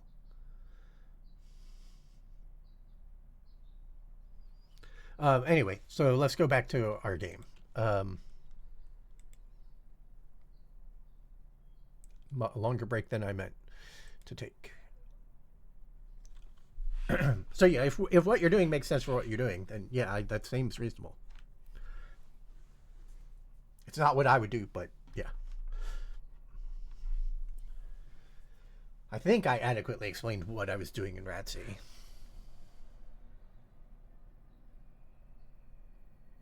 Well, I didn't talk at all about the parser, but so the point is that you run the lecture completion before you do any parsing. And there's a thing in C that, like I said, I just turn all keywords into identifiers. Like, there's a complexity in C with parsing where the identifiers you need to know if they're typedef or not. That's the thing that normally means that you can't lex ahead. But the whole point is you don't need to resolve what the identifier is. It's syntactically an identifier. It might be a keyword, it might be an actual identifier, it might be a bound typedef. And so there is an extra step when you're now in the parser pulling out what's the next token. That step has to say, oh, is this actually a keyword? Is this an unknown identifier, or is it a typedef? But that's fine. That's just a table lookup on that, right? The identifier is just, you have a big table of identifiers, and that's a struct for every identifier. And one of the fields in that struct is, what do I return?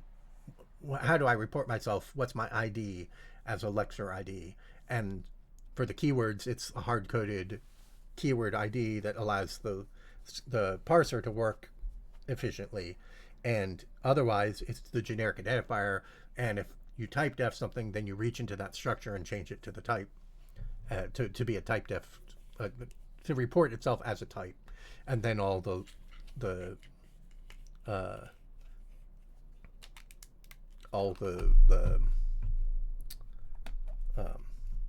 parsing just calls a function to get the next token, and that get next token looks, if it's an identifier, looks in, replaces itself with that value, and it all just works. It's not a big deal.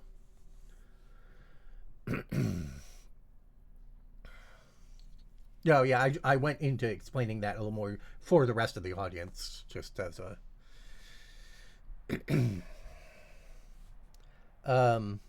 so yeah, I think that covers it. So yeah, there was a bunch of stuff like in the RAD-C with the million lines of code design. I think actually what I said was 10 million lines of code. Does that sound right? I think I did. What was it? It was a take that would be unpopular, that would make your, I want to search for what I reposted it on Blue Sky. It was a take. So search from me. Take.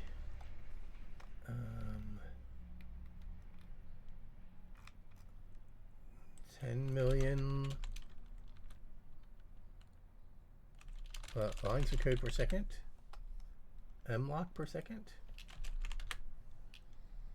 Mlock. Compile. I thought I reposted on Blue Sky, but maybe I didn't. Oh, maybe I just made it a screenshot, so I can't find it on Blue Sky. But yeah, I think I argued for 10. Too bad you can't search on Twitter anymore. From nothing's mlock. From nothing's lock. Okay, that at least found something. Compiler.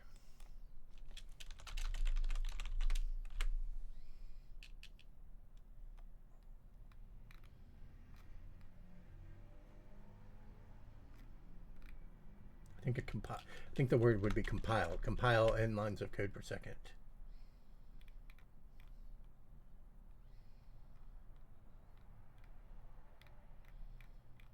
Too many hits for compile.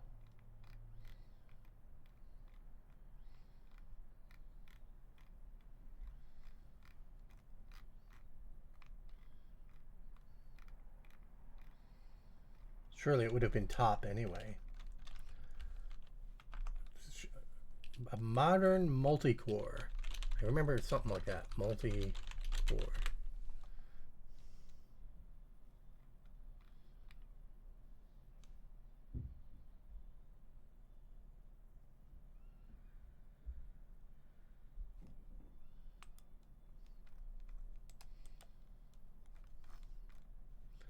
A modern. Yeah, I didn't have that. All right, guys, I definitely will start going back to the thing, but I'm so curious what I actually claimed, because I think it was 10 million lines of code. 1 million lines of code does not sound very ambitious.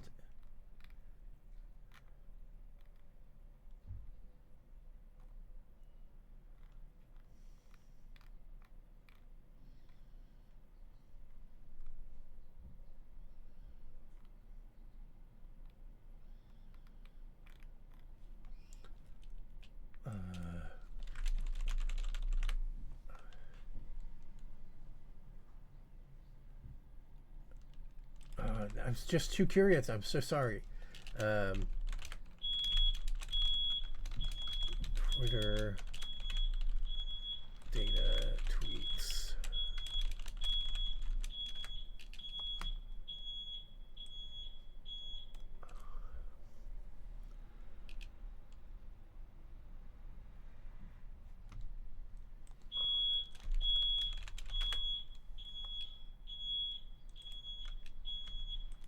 Willie M. Lockwood. That's not M. Lock.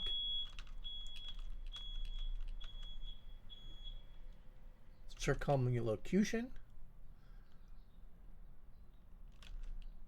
Uniform location. These are all things that have M-lock in them. That never hit it. Okay, millions. Me criticizing billionaires.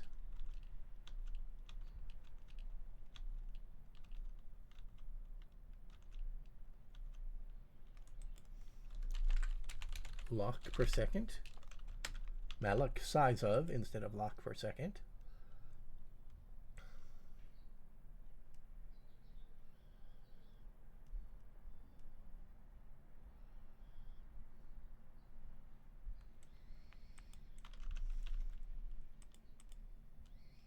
Gosh, why can I not find the street? What did I say in it? A modern multi-core machine, modern multi-core computer. It was something like that. Modern multi.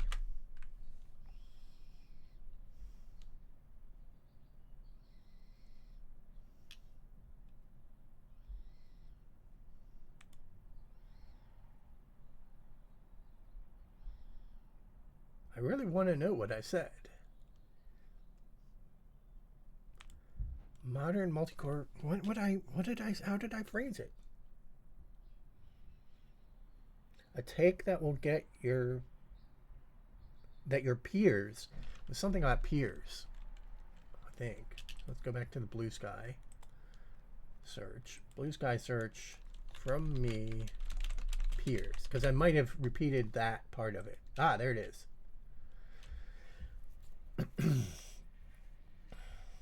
A full rebuild of a 10 million, because I didn't use lines of code. I didn't use LOC at all.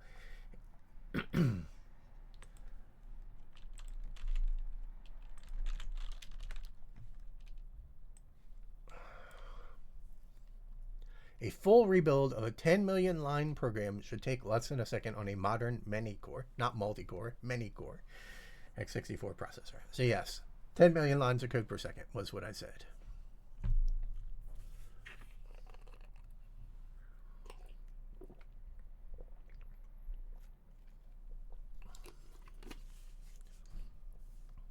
So yeah, you know, what's the average line length? 50 characters, 40 characters, 10 characters, 40 or 50 characters maybe. So a line of code, 21 bytes. Okay. I'm just thinking if you use long identifiers, the length can be a lot longer.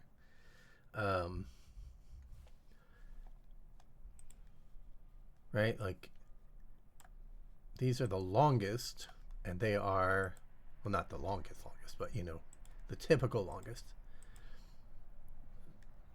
And that's column 45. So that's 45, but obviously then you also have these short ones and the zero length ones, and those all average out. So yeah, I can see 20. Oh, and you use tabs. Yeah, I'm using spaces. So let's say 30. And you said 25 cycles per byte. So let's say 30 bytes per line.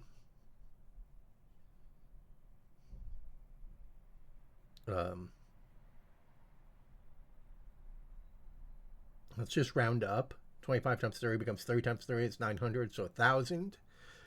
So 1,000 cycles per line.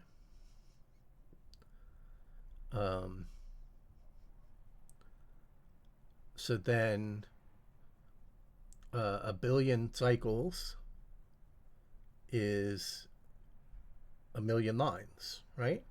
So that's a million lines to Lex. A billion cycles to Lex a million lines. Is that right?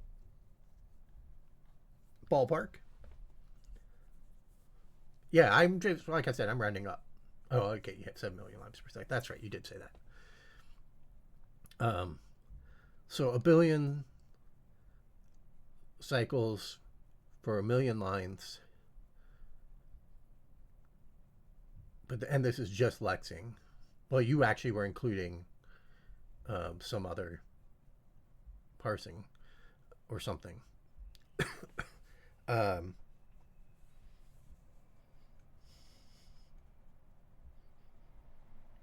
and of course, the truism is that the lex is the thing that processes the most stuff, right? It processes bytes. Everything else is processing tokens and then statements or operations. Um, but the density of that can still be pretty high. Like this turns into 1, 2, 3, 4, 5, 6, 7 tokens, but eventually it turns into 2 array lookups, and those array lookups are binary ops with a left and right branch, and there's 3 leaves that are variable references. So that turns into, in an AST, that turns into 5 nodes. So 7 tokens, so a bunch of characters turns into 7 tokens, turns into 5 nodes if you go through an AST, which you certainly don't have to. I was going through an AST just for cleanliness. Certainly Per Vogensen has talked a lot about doing one-pass compiling and stuff that's more aggressively just trying to output the code directly without going through an AST. Certainly a thing you could do if you just want performance over everything. But I actually want to be able to run an optimizer.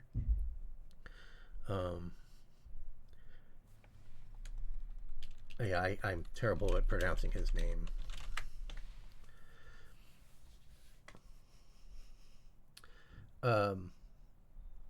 So I think if you want performance over everything else, then sure. Like certainly the high performance thing that we're talking about here is probably debug only, but I'd rather it not be. If I were making this, I would definitely try to make a non-stupid debug build, like the classic debug build. If we saw it in the debugger here, where like it was just using, it was always keeping the variables on the stack, and it was using using memory operations to refer to them. So it was like when it was doing a comparison between a variable and a constant, it loaded the constant into a register and then did a comparison, or maybe it was both. Maybe it was actually a comparison memory against constant in a single instruction. Think about it. And I would certainly still try to like registerify, etc. Even in a debug build, because you don't want it to be too slow. It's just you don't do aggressive optimizations, and so that would be why I would still go through an AST phase, and some kind of intermediate language that you could optimize, and then you would generate the debug directly from that stuff without bothering to optimize. Yeah, exactly. Because naive is plenty. Like for a big function like this, it won't work well. It's got tons of variables, but a naive one is fine for small functions.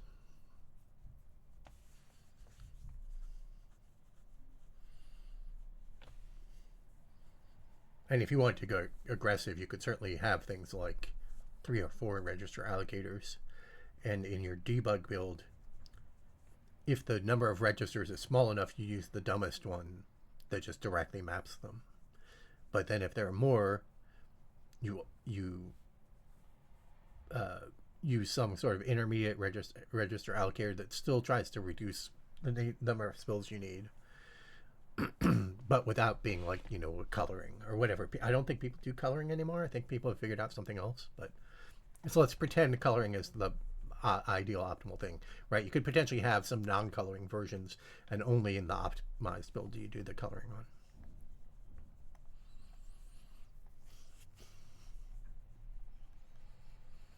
All right, anyway, back to this code. So what we pitched was we don't do any of these connections because we do use side distance equals 0.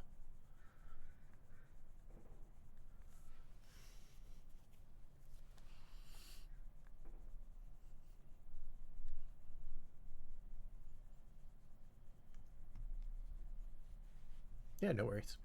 But yes, we are here to make voxels, so let's go back to that. So use side is false, side is 1, side is 0. Okay, so now the main thing is just that we need to make sure the blocks aren't too small. So use side is false, so we're trying to restrict ourselves to between min lot size times 2 and max lot size times 2.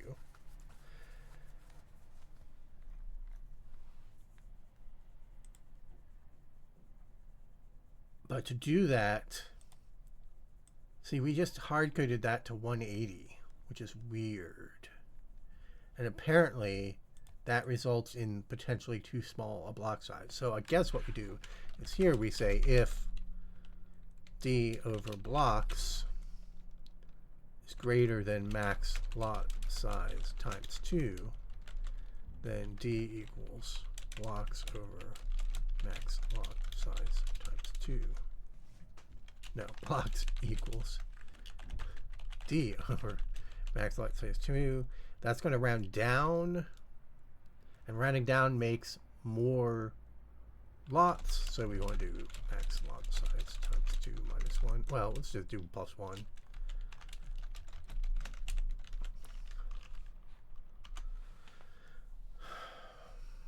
Oh, great.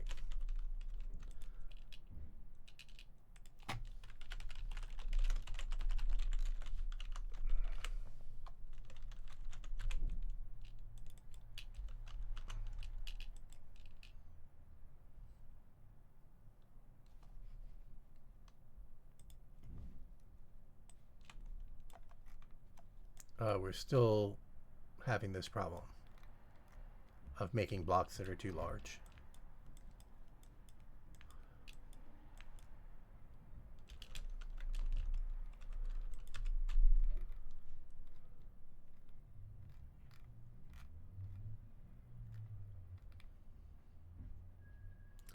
I think generate pieces ought to handle that, but given that it's not, we know we're in this case. Let's go ahead and say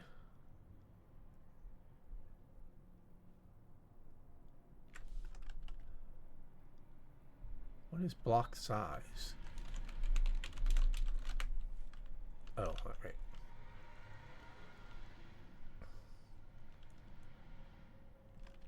It's generating ones that are larger than max lot size times 2, or max lot size times 2 is not matched to buildings. Let's check max lot size.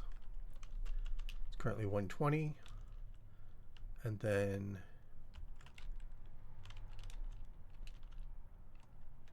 where do we make buildings?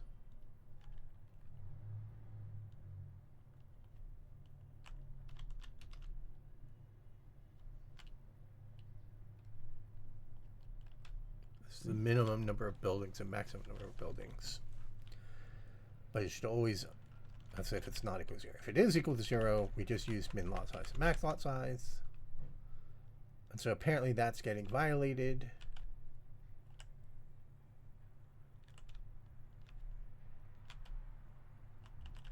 And here we assume that the sum is going to be here. The generate pieces can violate max lot size, and if it does, we try to redistribute. But this seems like it's just not even generating to it, or we might be clamping the building size somewhere. Make building might be clamping, or the actual code that then we run to make a building. Where do we actually make a building? Create building. Do we clamp here? Doesn't look like it.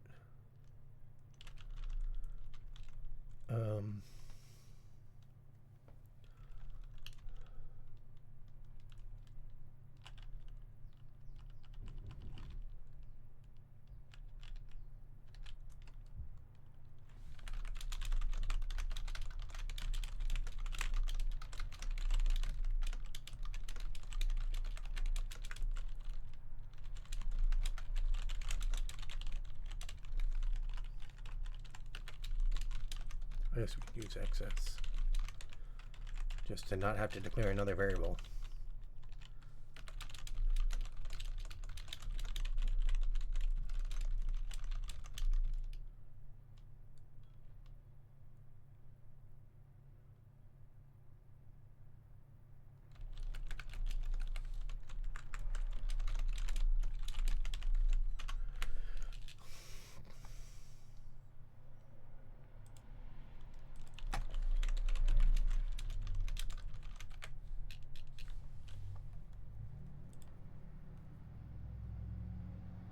Well, it's a little too late to figure out what wrong now.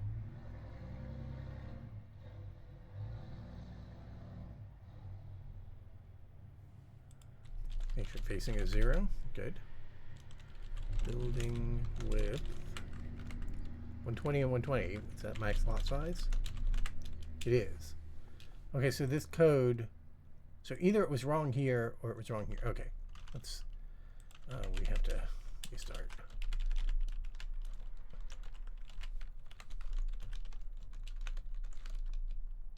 We should check if it's wrong here.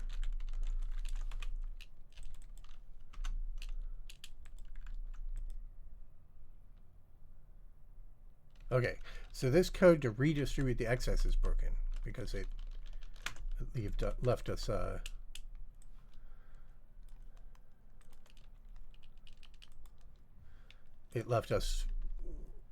that. So okay, if the building width is greater than that, then excess, oh well, yeah, now it's broken even more, but then the excess is building width of I minus max lot size, and we clamp it down to that. I mean, yeah, that seems right. Then we go over all of our buildings.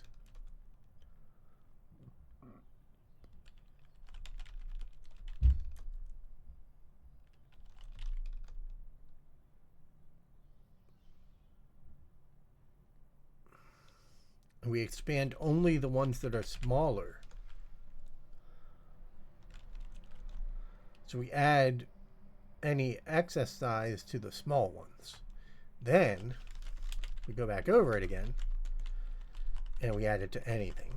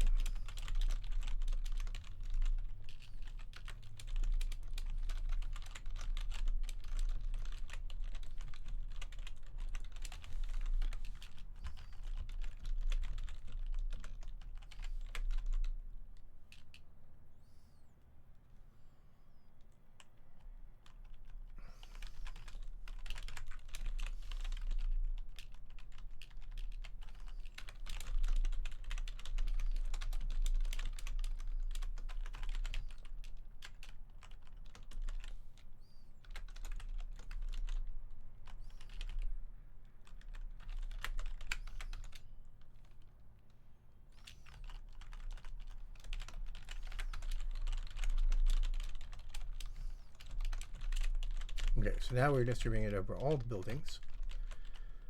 So now we can add this check again down here. Now it should always be valid. Which one? The STB image? There's actually a bunch of STB libraries. It's still not there. We still hit the exact same error.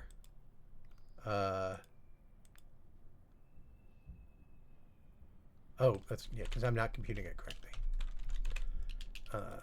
Now the excess is the total. For this computation, the excess is the total. Okay, yeah, that's weird. The first one is saying it might have exceeded max size, so let's redistribute the max size to the small ones. Okay, fine. Now the second one says we might not have hit our target. I don't know why that happens. That's probably a bug.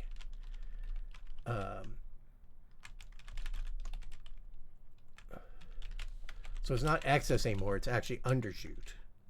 But we'll just keep calling it excess because now it's the excess desired width. And so that is E1 minus E0 minus excess.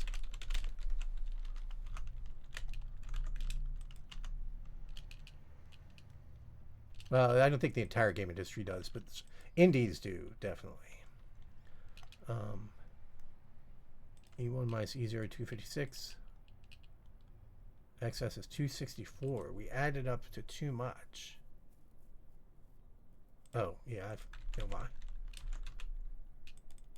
This was then supposed to be excess minus equals extra.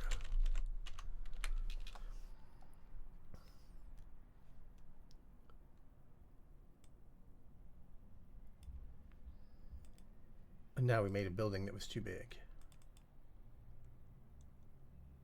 We made a building bigger than 256.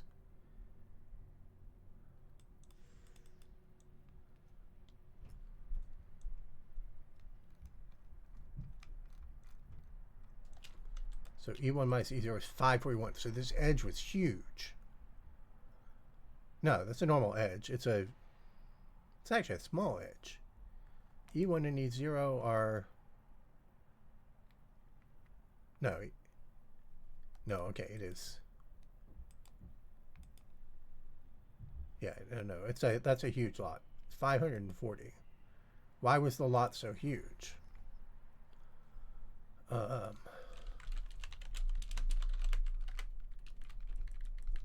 Okay.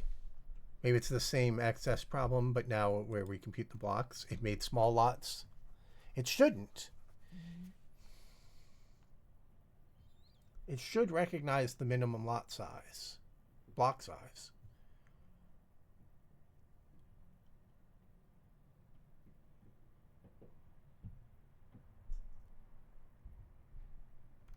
Maybe I don't have... I guess generate pieces doesn't do what I think it does. Let me look at generate pieces again.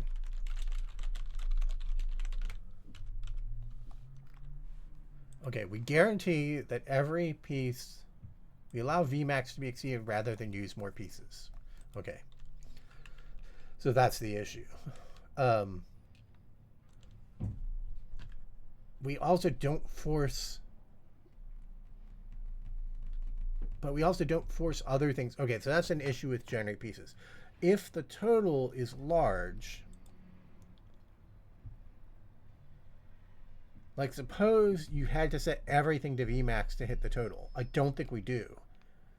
I think we still set them all to the minimum. Target can't be reached again. So I think what we ought to do is increase Vmin to make sure we can reach total based on Vmax.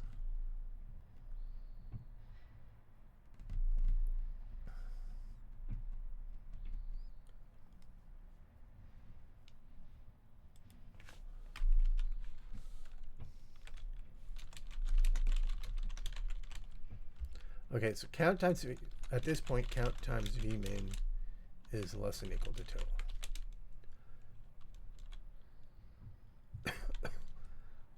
Suppose count times Vmax equals total.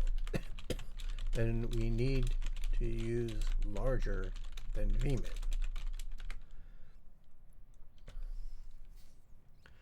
I feel like this just isn't actually doing the right thing. Are we not subtracting Vmin from... We just don't use Vmax, do we? Yeah, because we create random positions. I think what we need to do is increase Vmin if it's difficult to reach without hitting Vmax, but I don't know how to do that.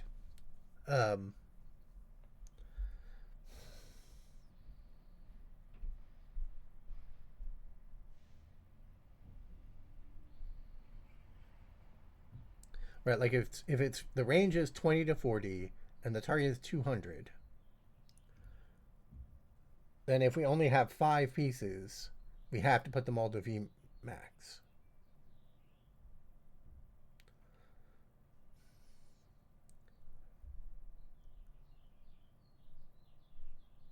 But if we have 10 pieces, we have to put them all to Vmin. So it's when we're in between, like we have 8 pieces, do we bump vmin up in some way to ensure that Vmax is not exceeded?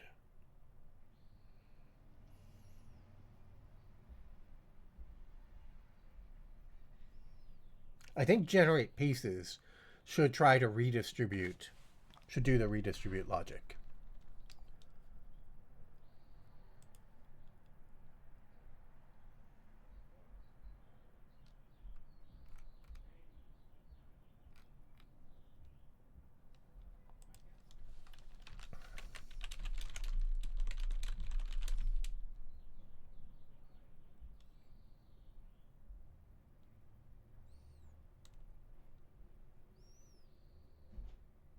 So we should come out of this function always hitting the target.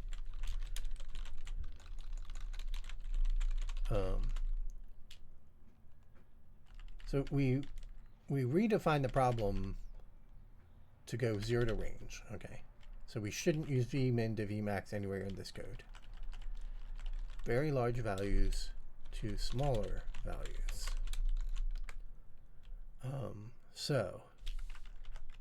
So the problem is we were only doing this in one function, and we were only doing this for buildings, but we need to do it for both. So excess equals 0 for I equals 0, I less than count. Excess of I plus equals, well, if values of I is greater than range, excess equals plus equals values of I minus range, values of I equals range.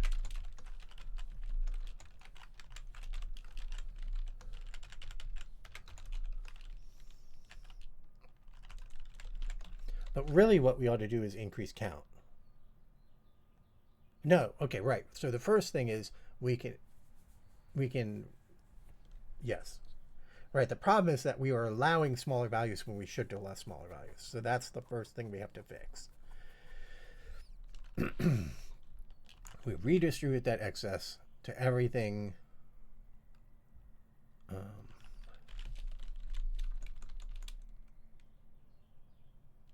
Is there a way to do this in the original problem space? Not the original problem space, in the spacing problem space? That was what I was trying to work out before, and it's just too messy. Am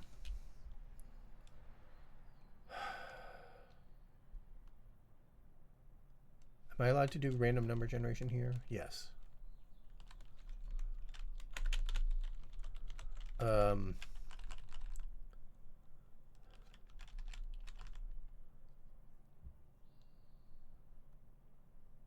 If we just add it to everyone, then all the big ones increase again.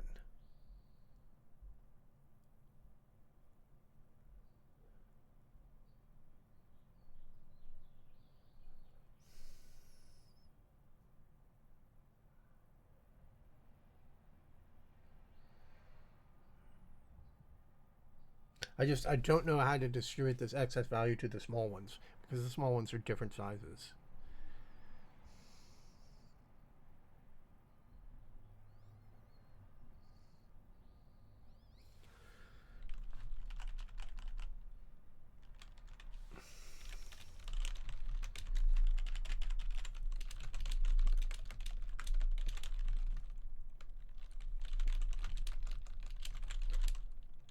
So under is how much we can add to small ones without overflowing. So if excess is greater than under, then somebody has to be too large.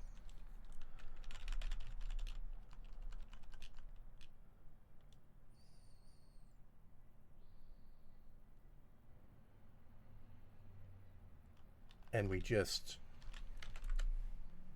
do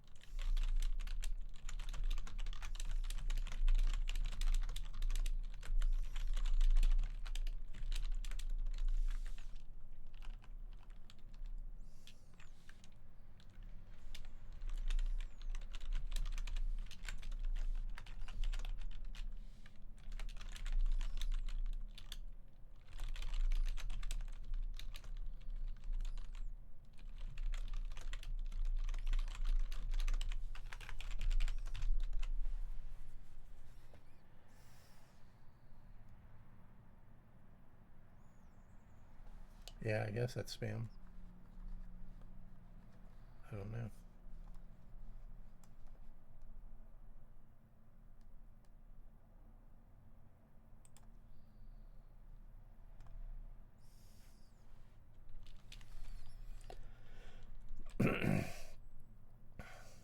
And if it's not, then we distribute it, I guess, proportionally.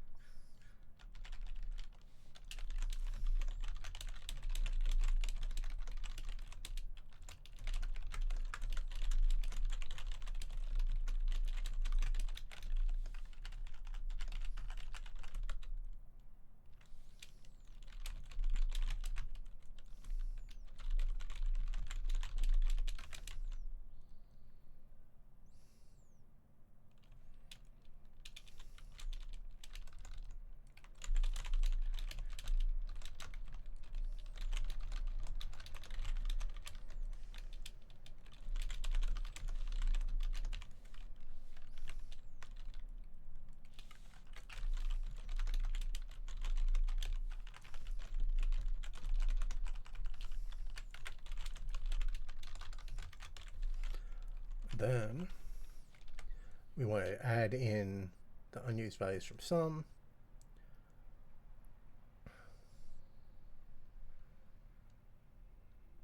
Which is just rounding error. So we'll just add it into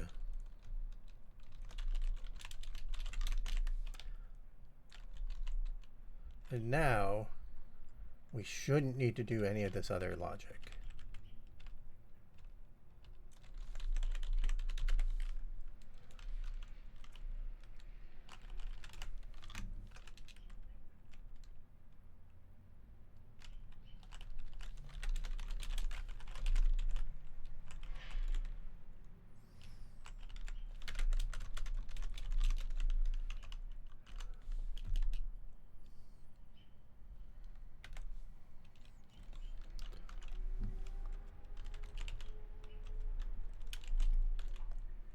Whoops.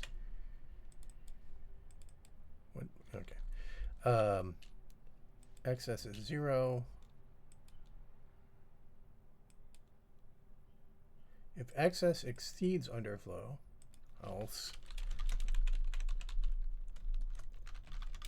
Yep, that's fine.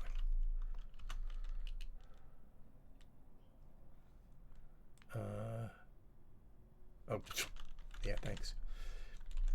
Really, really helpful.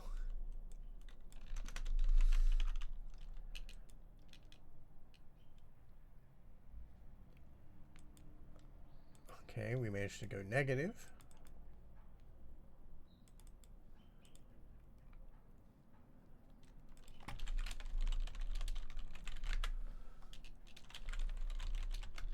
Oops. What actual value did we put in it? Negative 798. Okay. So this logic is wrong. Values is greater than range. So values is smaller than range. So under is positive. Did we overwrite these values or can we look at them? I think we can look at them. So we exceeded by 60 and we had 287 worth of slots. So this is reversed. Because I know this ratio needs to be, yeah, okay, and that makes sense. So that's if under is greater than 0, then we can do this. Okay, if under is not greater than 0,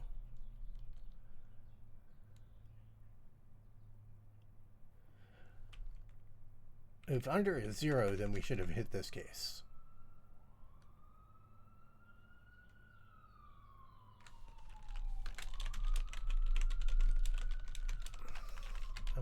doing this if we have access. All right, maybe. Still a too large building.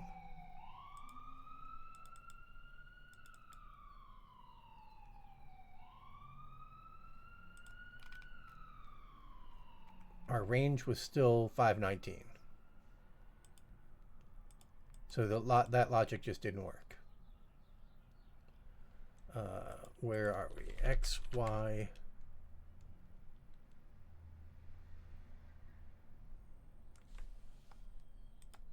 Is this an edge?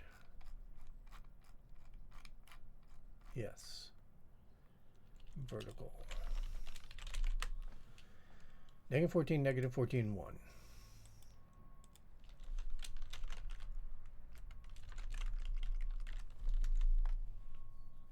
And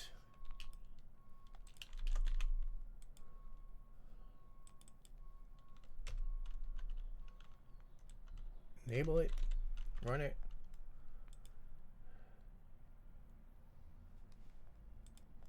And then we generate our blocks. Where do we generate our blocks?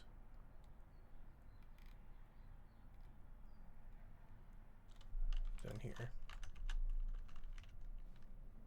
Okay.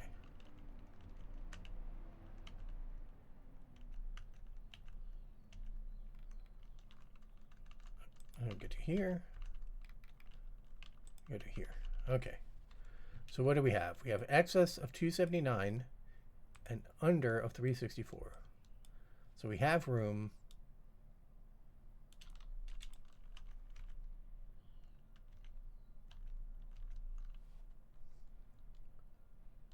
Oh. I am a very good C programmer. I remember that I need to do type conversions. I haven't done this kind of code in a little while.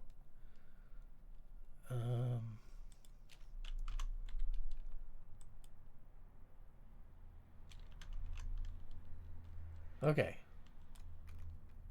Two buildings everywhere, crossing roads. I don't know why that. Oh, I know why that road doesn't connect.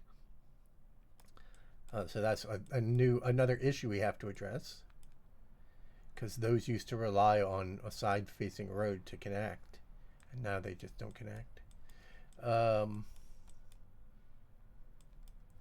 But yes. Okay, we're going to have to use a different strategy, because now that there's new side-facing roads, we need to introduce roads here so that there's not these really long blocks so regularly. But that's fine. We have to make sure we connect the corners because they're not connected anymore.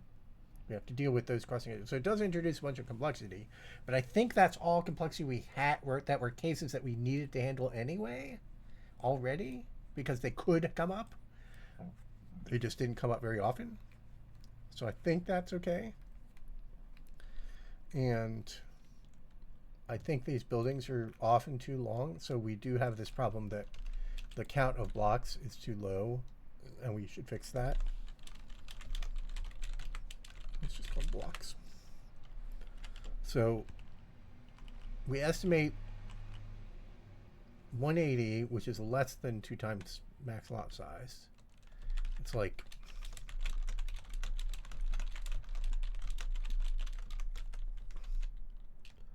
I guess actually what we should do is that. And then we randomly decrease it because we want some variation. But maybe now it should be randomly decrease and randomly increase.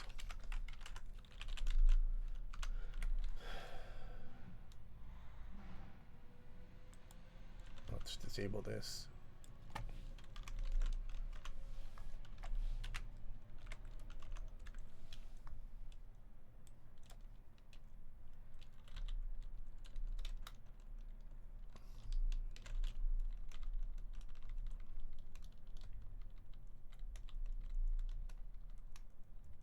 I guess that's fine.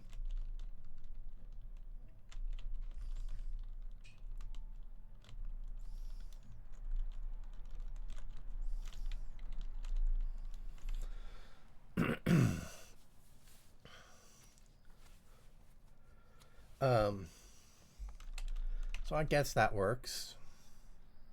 Let me check it in.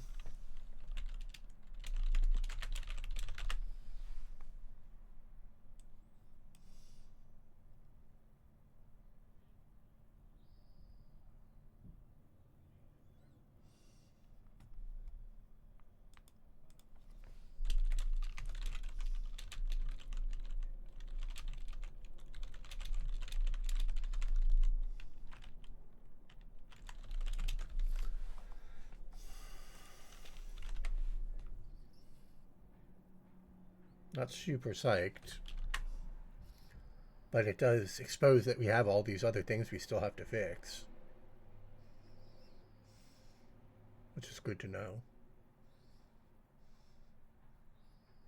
I think I find it slightly demotivating to have made this simplification. It's unsatisfying to sort of, instead of figuring out how to make it work, to bail on it. And being demotivating is not good, because then I may just not want to work on it, which is not good. So I have to figure out how I feel about that, but that can be for another day. Like, I can come back another day and go, yeah, I don't feel like working on it if I don't have that complexity, so let me go back to that complexity. So for now, probably I should fix these issues that I can see. I'd so much rather just actually get to making the city, not fighting with this weird. Yeah, I mean, it's just I already talked about it, that this is way more complicated than I thought it would be. Even though I knew it was complicated the last time I did it. And it's just caused us to get so rat-holed in these road edges that we haven't even gotten to the road tiles, like we have the placeholder version of the road tiles. Much less actually getting to doing the buildings and getting back to the voxels.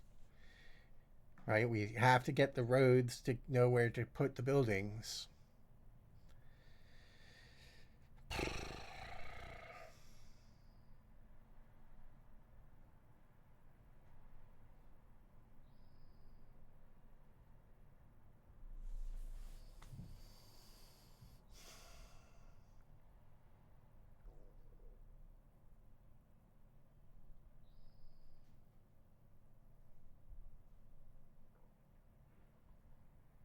Yeah, certainly a classic part of coding is not getting to do the fun part, but it's just there's always a certain amount of not fun part, but it's the thing where the not fun part keeps expanding unexpectedly.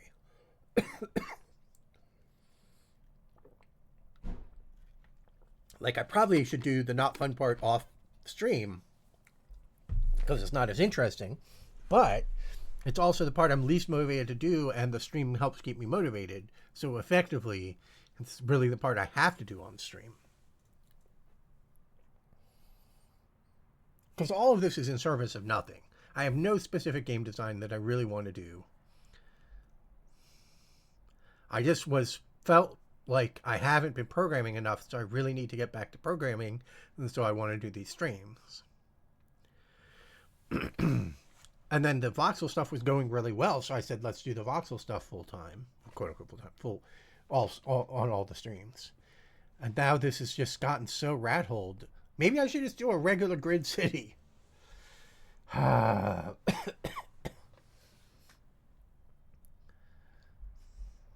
I don't want to do a regular grid city because then you have infinite sight lines, and that just looks bad.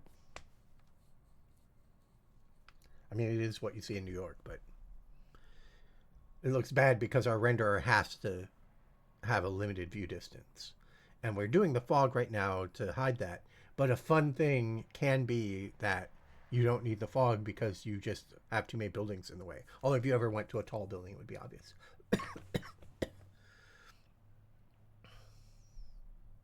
The problem is, too, that like it is true in all programming that there's the non-fun part, and sometimes the non-fun part expands unexpectedly. But this is a research stage, and it's the non-fun part getting in the way of the research, and I'm having to research the non-fun part. I'm trying to solve problems creatively but but even though I'm being creative, it's not fun. And so that's just a weird, yeah. But I definitely feel like I'm having so much trouble making forward progress with the complicated edges that I do have to do this edge simplification. I just feel like I'll never make progress on it if I don't. I guess we could look at what did CMC1 actually do. Oops, missed. CMC1. There. So this is MapGen tile.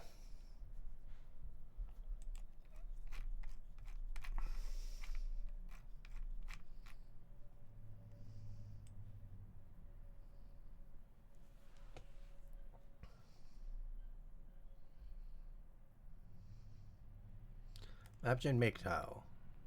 So we go. I don't even know what any of that does. MapGen compute edge terrain.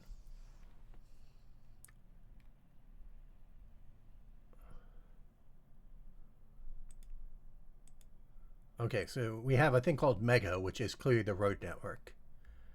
And it has computed the roads.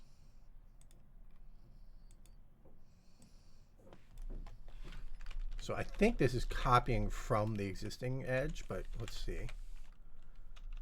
Oh, it's in a separate thing. MapGen lots, MapGen roads, MapGen terrain, MapGen roads probably.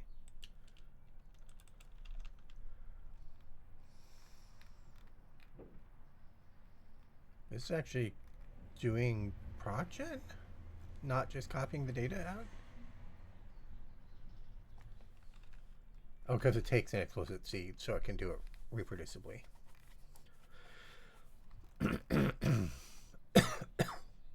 So I think edge lots here means edge blocks, but I'm not positive. You can see we have edge road crossings. So it's the same logic. I think MapGen roads is probably doing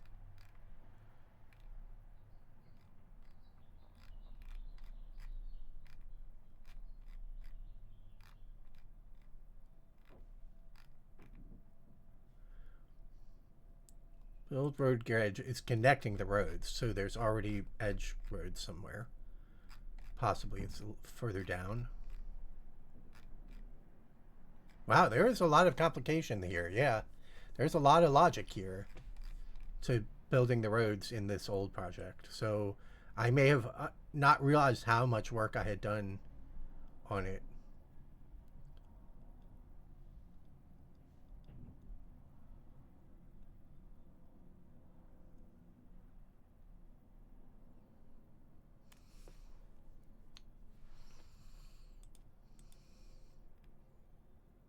And apparently this, I was thinking it was doing it on 256 by 256 tiles, but apparently it's doing it on mega tiles, which are some kind of road network tiles.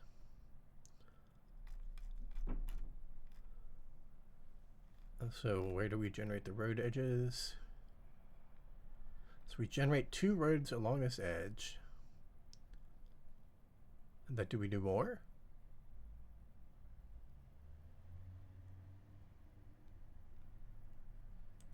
Apparently we just only ever generate 2 edges crossing? I don't understand.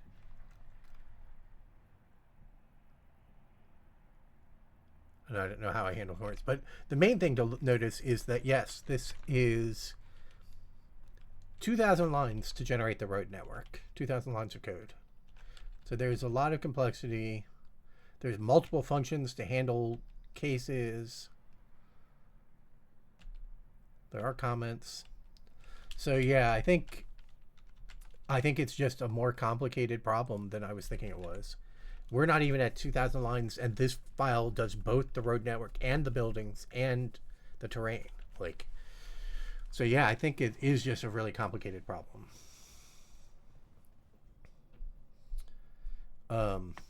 Right, I was trying to figure out whether I only did 2 buildings. Whether I had something like the roads. Input incoming roads. I assume an incoming road. Let's look at the data structures. Oh, well, that doesn't have the data structures.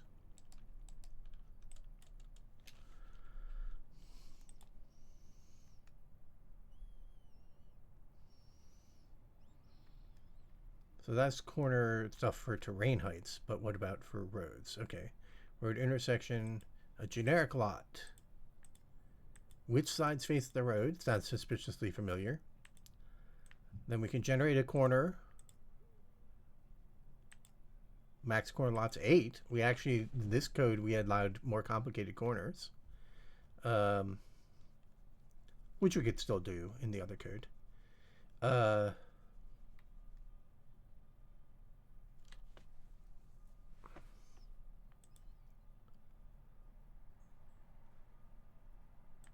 No, lots are actually lots, it looks like. Why is it not split into blocks? That's so confusing. Num incoming roads, num incoming major roads, so that's for each side, for each edge. But there's no blocks, there's only lots.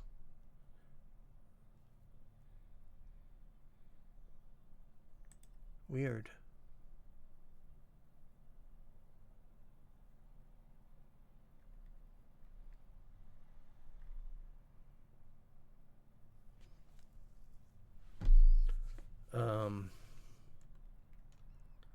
Why is it so hot?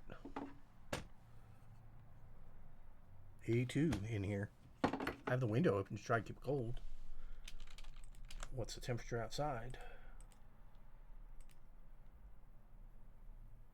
62. I don't know why it's 82 here.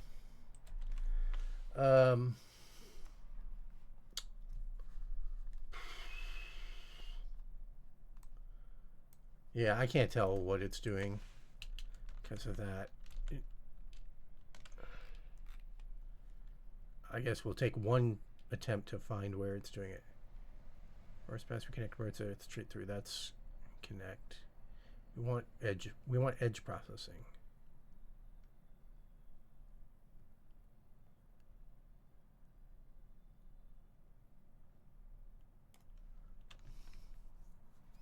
Oh my God, who knows? Who knows what this code is doing? I just don't even want to think about it now. I guess, yeah, actually, I think the megatiles are a different thing. I think the megatiles are a thing to allow roads to... it's just not even worth explaining. I think I remember that. So it's a thing we've talked about. Yeah, I pretty much just use arrays for this.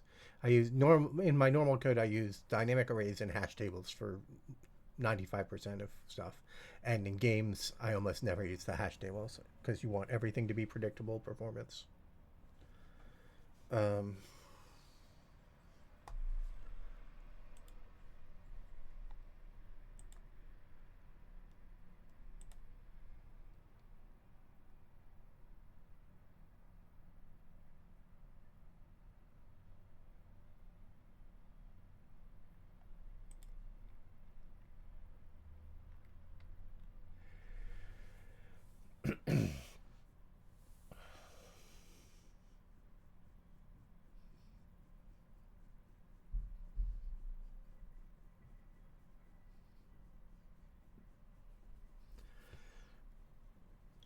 Sorry, I was just reading an email.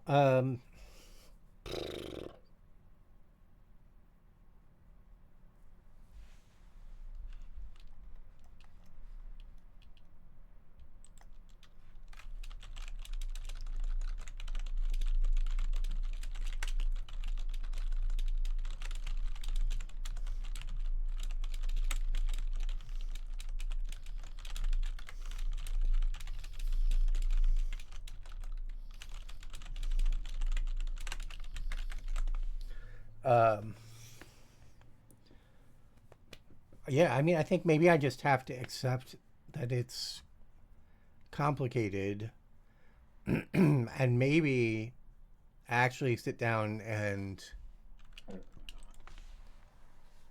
reapproach it differently. Which we talked about. I don't know what that differently would be, but differently with the understanding that it's complicated. Another thing to do would be to sort of cheat in the sense of do something very different, like take it's a 1K by 1K road network tile, and subdividing into pieces that are like 16 by 16 or 32 by 32, and force the buildings onto those, quantize the buildings onto those positions, and then like do like a bitmap, like, right, like treat like maybe a byte per sub one of those subtiles, and be able to actually like process it the way you process a bitmap. That would be a way to like approach it differently. I'm not sure that helps any. Uh,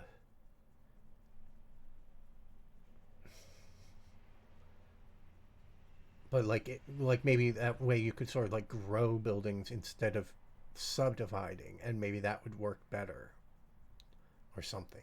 I don't know. I'm just spitballing here. Um,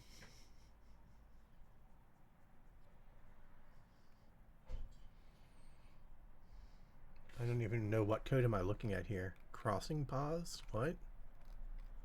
What code is this? Oh, it's the chunk crossing pause. I do vaguely remember now.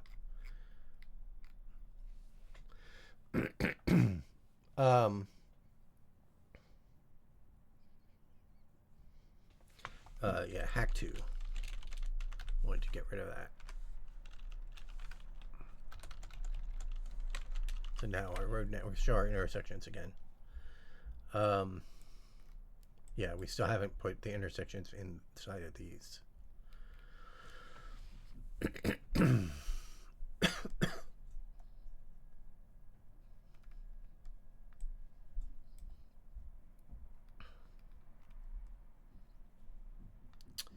Yeah, maybe I just need to take a different...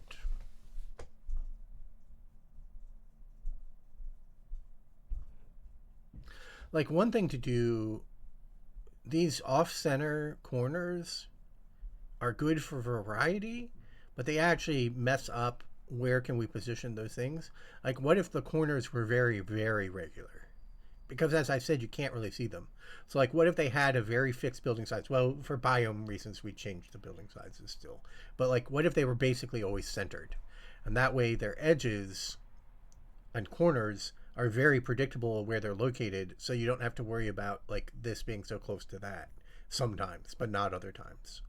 Like that's the source of this. The reason that this edge doesn't connect through is because this corner forced this box to start here. And now because this box starts here, this corner is too far over. But if the corners were always more consistent, we wouldn't have that case that that edge doesn't connect through. And maybe that's worth doing. We can just do that. Let's just do it. Corner. Not corner, corner. Compute road corner. So somewhere in here we do our offset. Yeah, it's here. Why do we go from safest to 35? What? What? That doesn't make any sense. Is that min to max or min in length? Yeah, it's min to max. What?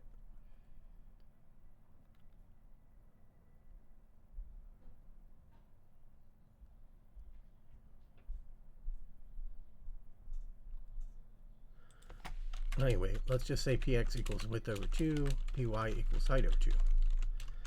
So it's just always centered.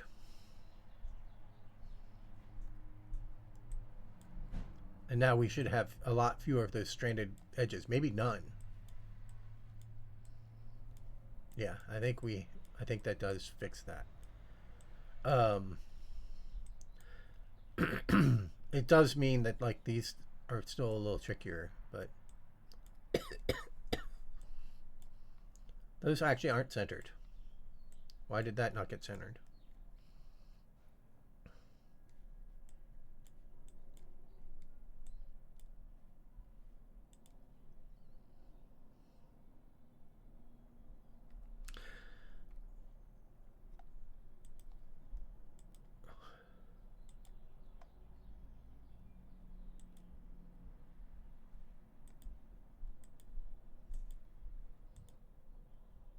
Why are these different?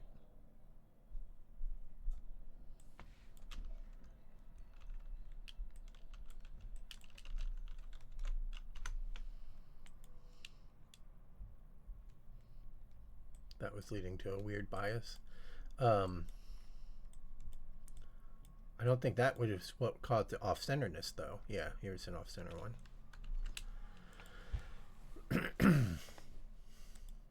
Oh, because we get a sign here. Okay.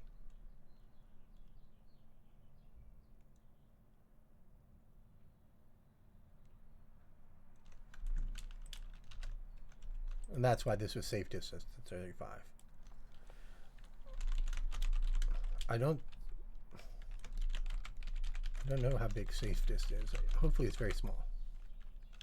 Yeah, okay. So it has to be a little bit off-center just because we don't want... I don't know why it has to be off-center. I don't think it has to be off-center. I think it could just be centered.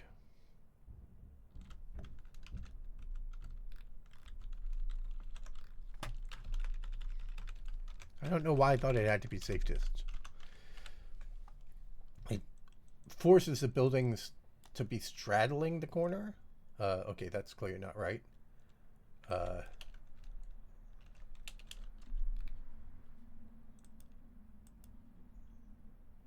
Oh, I see. This is generating it in a crazy way.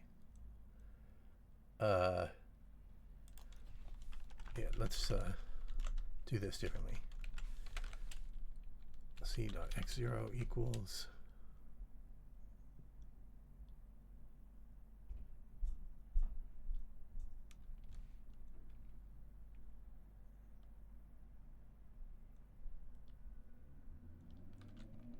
negative W of 2, C dot y0, X1 equals W of 2, C dot y0 equals negative H of 2, C dot y1 equals H of 2.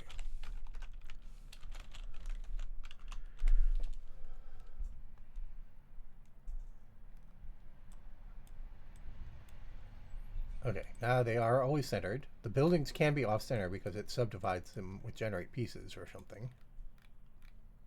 Yeah. But the blocks themselves are always centered. And maybe we don't need to do that.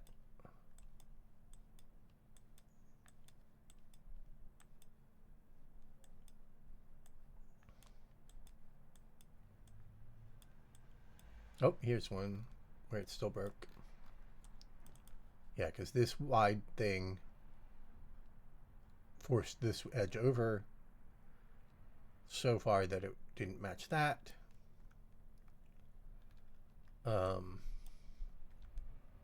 This edge does get generated. Right, but this corner doesn't know about this edge. And this edge doesn't know about this corner. So there's no way for them to avoid that collision. I mean, I could do it. I could have this edge could generate this corner, this corner, this corner, and this corner, and use those to help constrain where it puts it. Or I could just force it to always be further over. That's probably the smarter thing to do. I could force the first one to always be some certain min width to avoid having to deal with that case. Like I'd originally been planning on doing with that case, but now I could say, yeah, I don't have to deal with that case. That might be worth doing. I think we might stop there. I'm out of practice. It's been a couple weeks. I at least made this decision even if we didn't really write any meaningful code. I'm just surprised. I should have looked at that code before and seen how complicated it was, because I thought I had done like a dumber thing and that this was being more sophisticated, but this is actually being less sophisticated in some ways. It's just I'm more aware. I remember that when I did the original one, it was a little more seat of the pants, didn't really understand what the problem was that I needed to solve or how I was going about solving it. Basically, it only retroactively understood how I was solving it.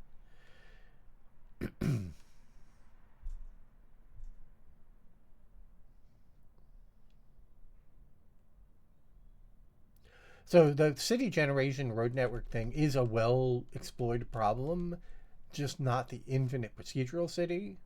So if you aren't doing the infinite procedural city, you do this sort of top down thing where you split it, subdivide the city, and yeah, you have neighborhoods with angled, locally angled, and then you figure out how to meet up, connect up the seams between the neighborhoods, and you can use a lot more geometric processing and stuff. But because we're voxels, keeping the buildings grid aligned makes sense, and therefore keeping the roads grid aligned makes sense. So that's why it's just not worth. Like, you could still make diagonal roads. It's just, I definitely don't want to make diagonal buildings. And the other thing is that, like, using voxels for this is super inefficient if what they're going to be are these big flat walls. So we do need to eventually have these buildings have more variety on their surfaces, have, you know, windowsill kind of blocks and stuff that introduces complexity that makes the voxels worth having. Because this is generating a shit ton of quads for a relatively simple scene. Very unnecessary. And also just you could do variation by coloring the blocks differently, and we have put in facilities for doing that kind of stuff. But probably they would still tend to be in patterns of vertical or horizontal stripes, which don't require that same density of quads that we're actually creating. But yeah, if we have any questions now, go ahead and ask them, and I'll wrap up the stream. Because yeah, I'm just a little frustrated, and I don't really want to keep bashing my head into this problem.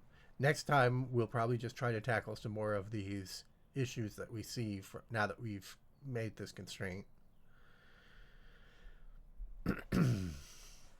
Maybe rethink how we want to fill the tile in given the new constraint on how the roads are. Maybe add that thing so that the road crossings are always pushed in enough that they don't introduce that problem. I definitely want the corners to be varied size. Like if I made them fixed size, then a lot of problems would be simplified. They don't need to vary randomly the way they do currently, but I do want biome variation. I want areas of the city with smaller buildings and areas of the city with larger buildings, and those corners should reflect that biome. And so there will be boundaries between the biomes, so you will definitely have places where two adjacent corners have different sized buildings. So we might as well just, and so the code has to handle that case, and so we might as well just have them be random for now and handle the case.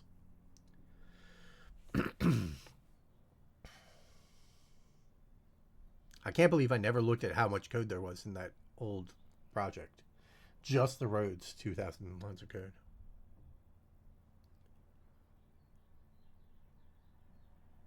Yeah, I talked about the fact that I didn't know it would demotivate me, but I just mentioned that it was on the choice was uh, uh, to simplify the edge so that we got rid of the quote unquote facing roads, and every block along an edge only has two roads and two buildings, and the two buildings are facing outward, facing towards the crossing roads. The idea is that there are crossing roads and there are facing roads. When you're looking at from an edge, there are roads that cross perpendicularly and there are roads that run parallel. And the whole thing that I just did is I got rid of the parallel roads entirely because it was just too much complexity. And I knew doing that was not appealing. I'll put it that way. I thought it was important to have it. I don't like it not being that way. I did not connect the dots and say, oh, that will be demotivating if I don't have it. But I did say it was unappealing. Now, it's not so demotivating that it's dead in the water and I have to put it back in. We're going to try to push forward now with the simplified thing because maybe that will let me push through and get to some of the later stages. But yeah, it's not super great. Yeah, exactly. If I can get this working faster, I can move on to the other things. Like one thing is that like just getting a full road network with buildings I can then just say, okay, good enough.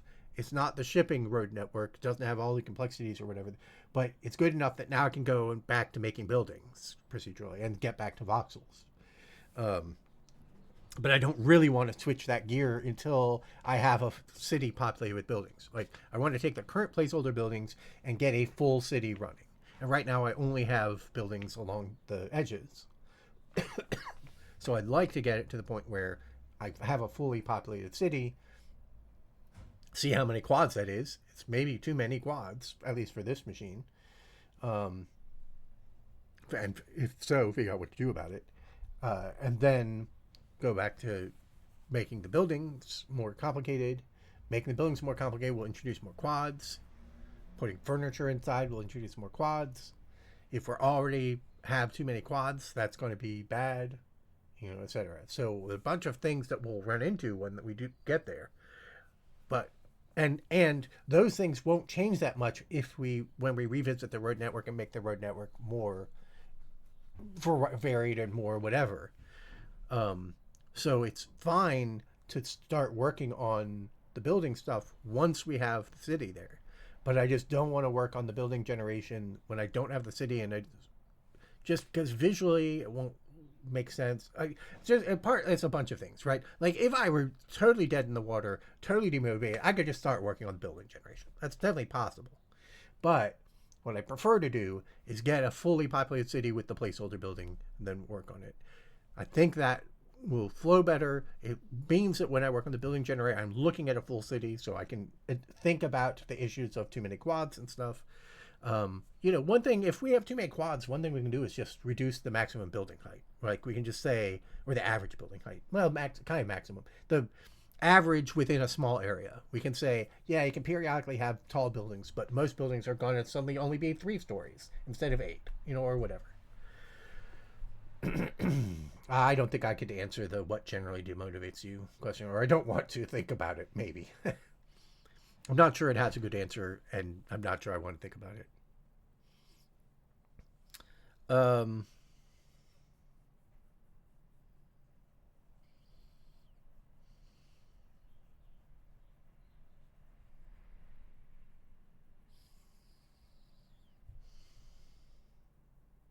I need to fix the facing.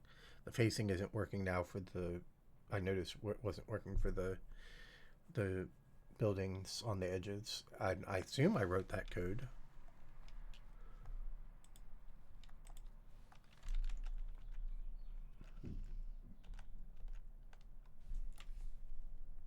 Where do I make the buildings?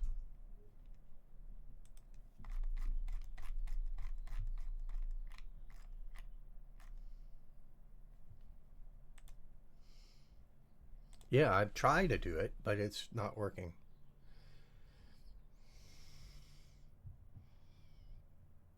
Which is weird, because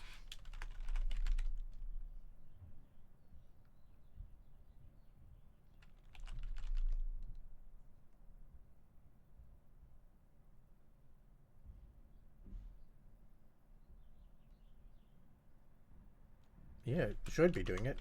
I'll look real quick just to make sure I'm not confused. Yeah, oh, maybe I'm confused. Maybe the red side is the. No, the red side, it's the facing side, isn't it? So the corners, yeah, the corners all have a red side facing a road. And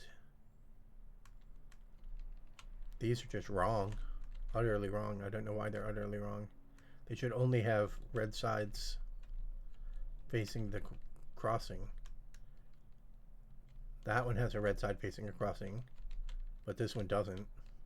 This one has a red side not facing the crossing. That's this logic here.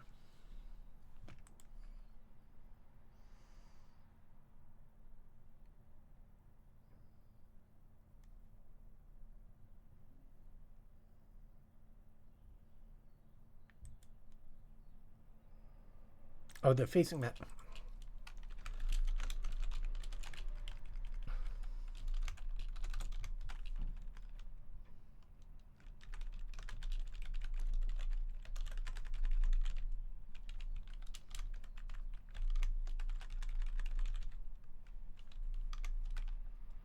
Although yeah, maybe it's only using the facing mask. That's probably true.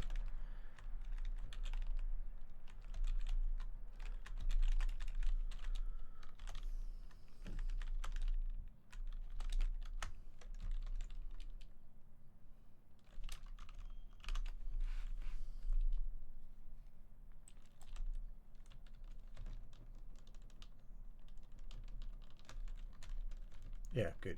Now they're only they have the orange edges are always on the side facing the roads. Okay, well that's good that we fixed that little bug. All right, we'll stop there. Thanks everybody for watching. Hopefully we will do this at a more regular rate now that I'm back on the day schedule, because I was on the night schedule. I think I explained this at the beginning, but if I didn't, I had gotten onto a night schedule and couldn't really stream at night, and therefore just didn't work on it because I didn't feel like working on it without streaming. So hopefully now, for a little while at least, I'm back on a day schedule and we will do it more regularly. But I don't know when specifically. It's always going to be seat of the pants streaming. Anyway, so yeah, see you next time, and thanks for being here. Bye-bye.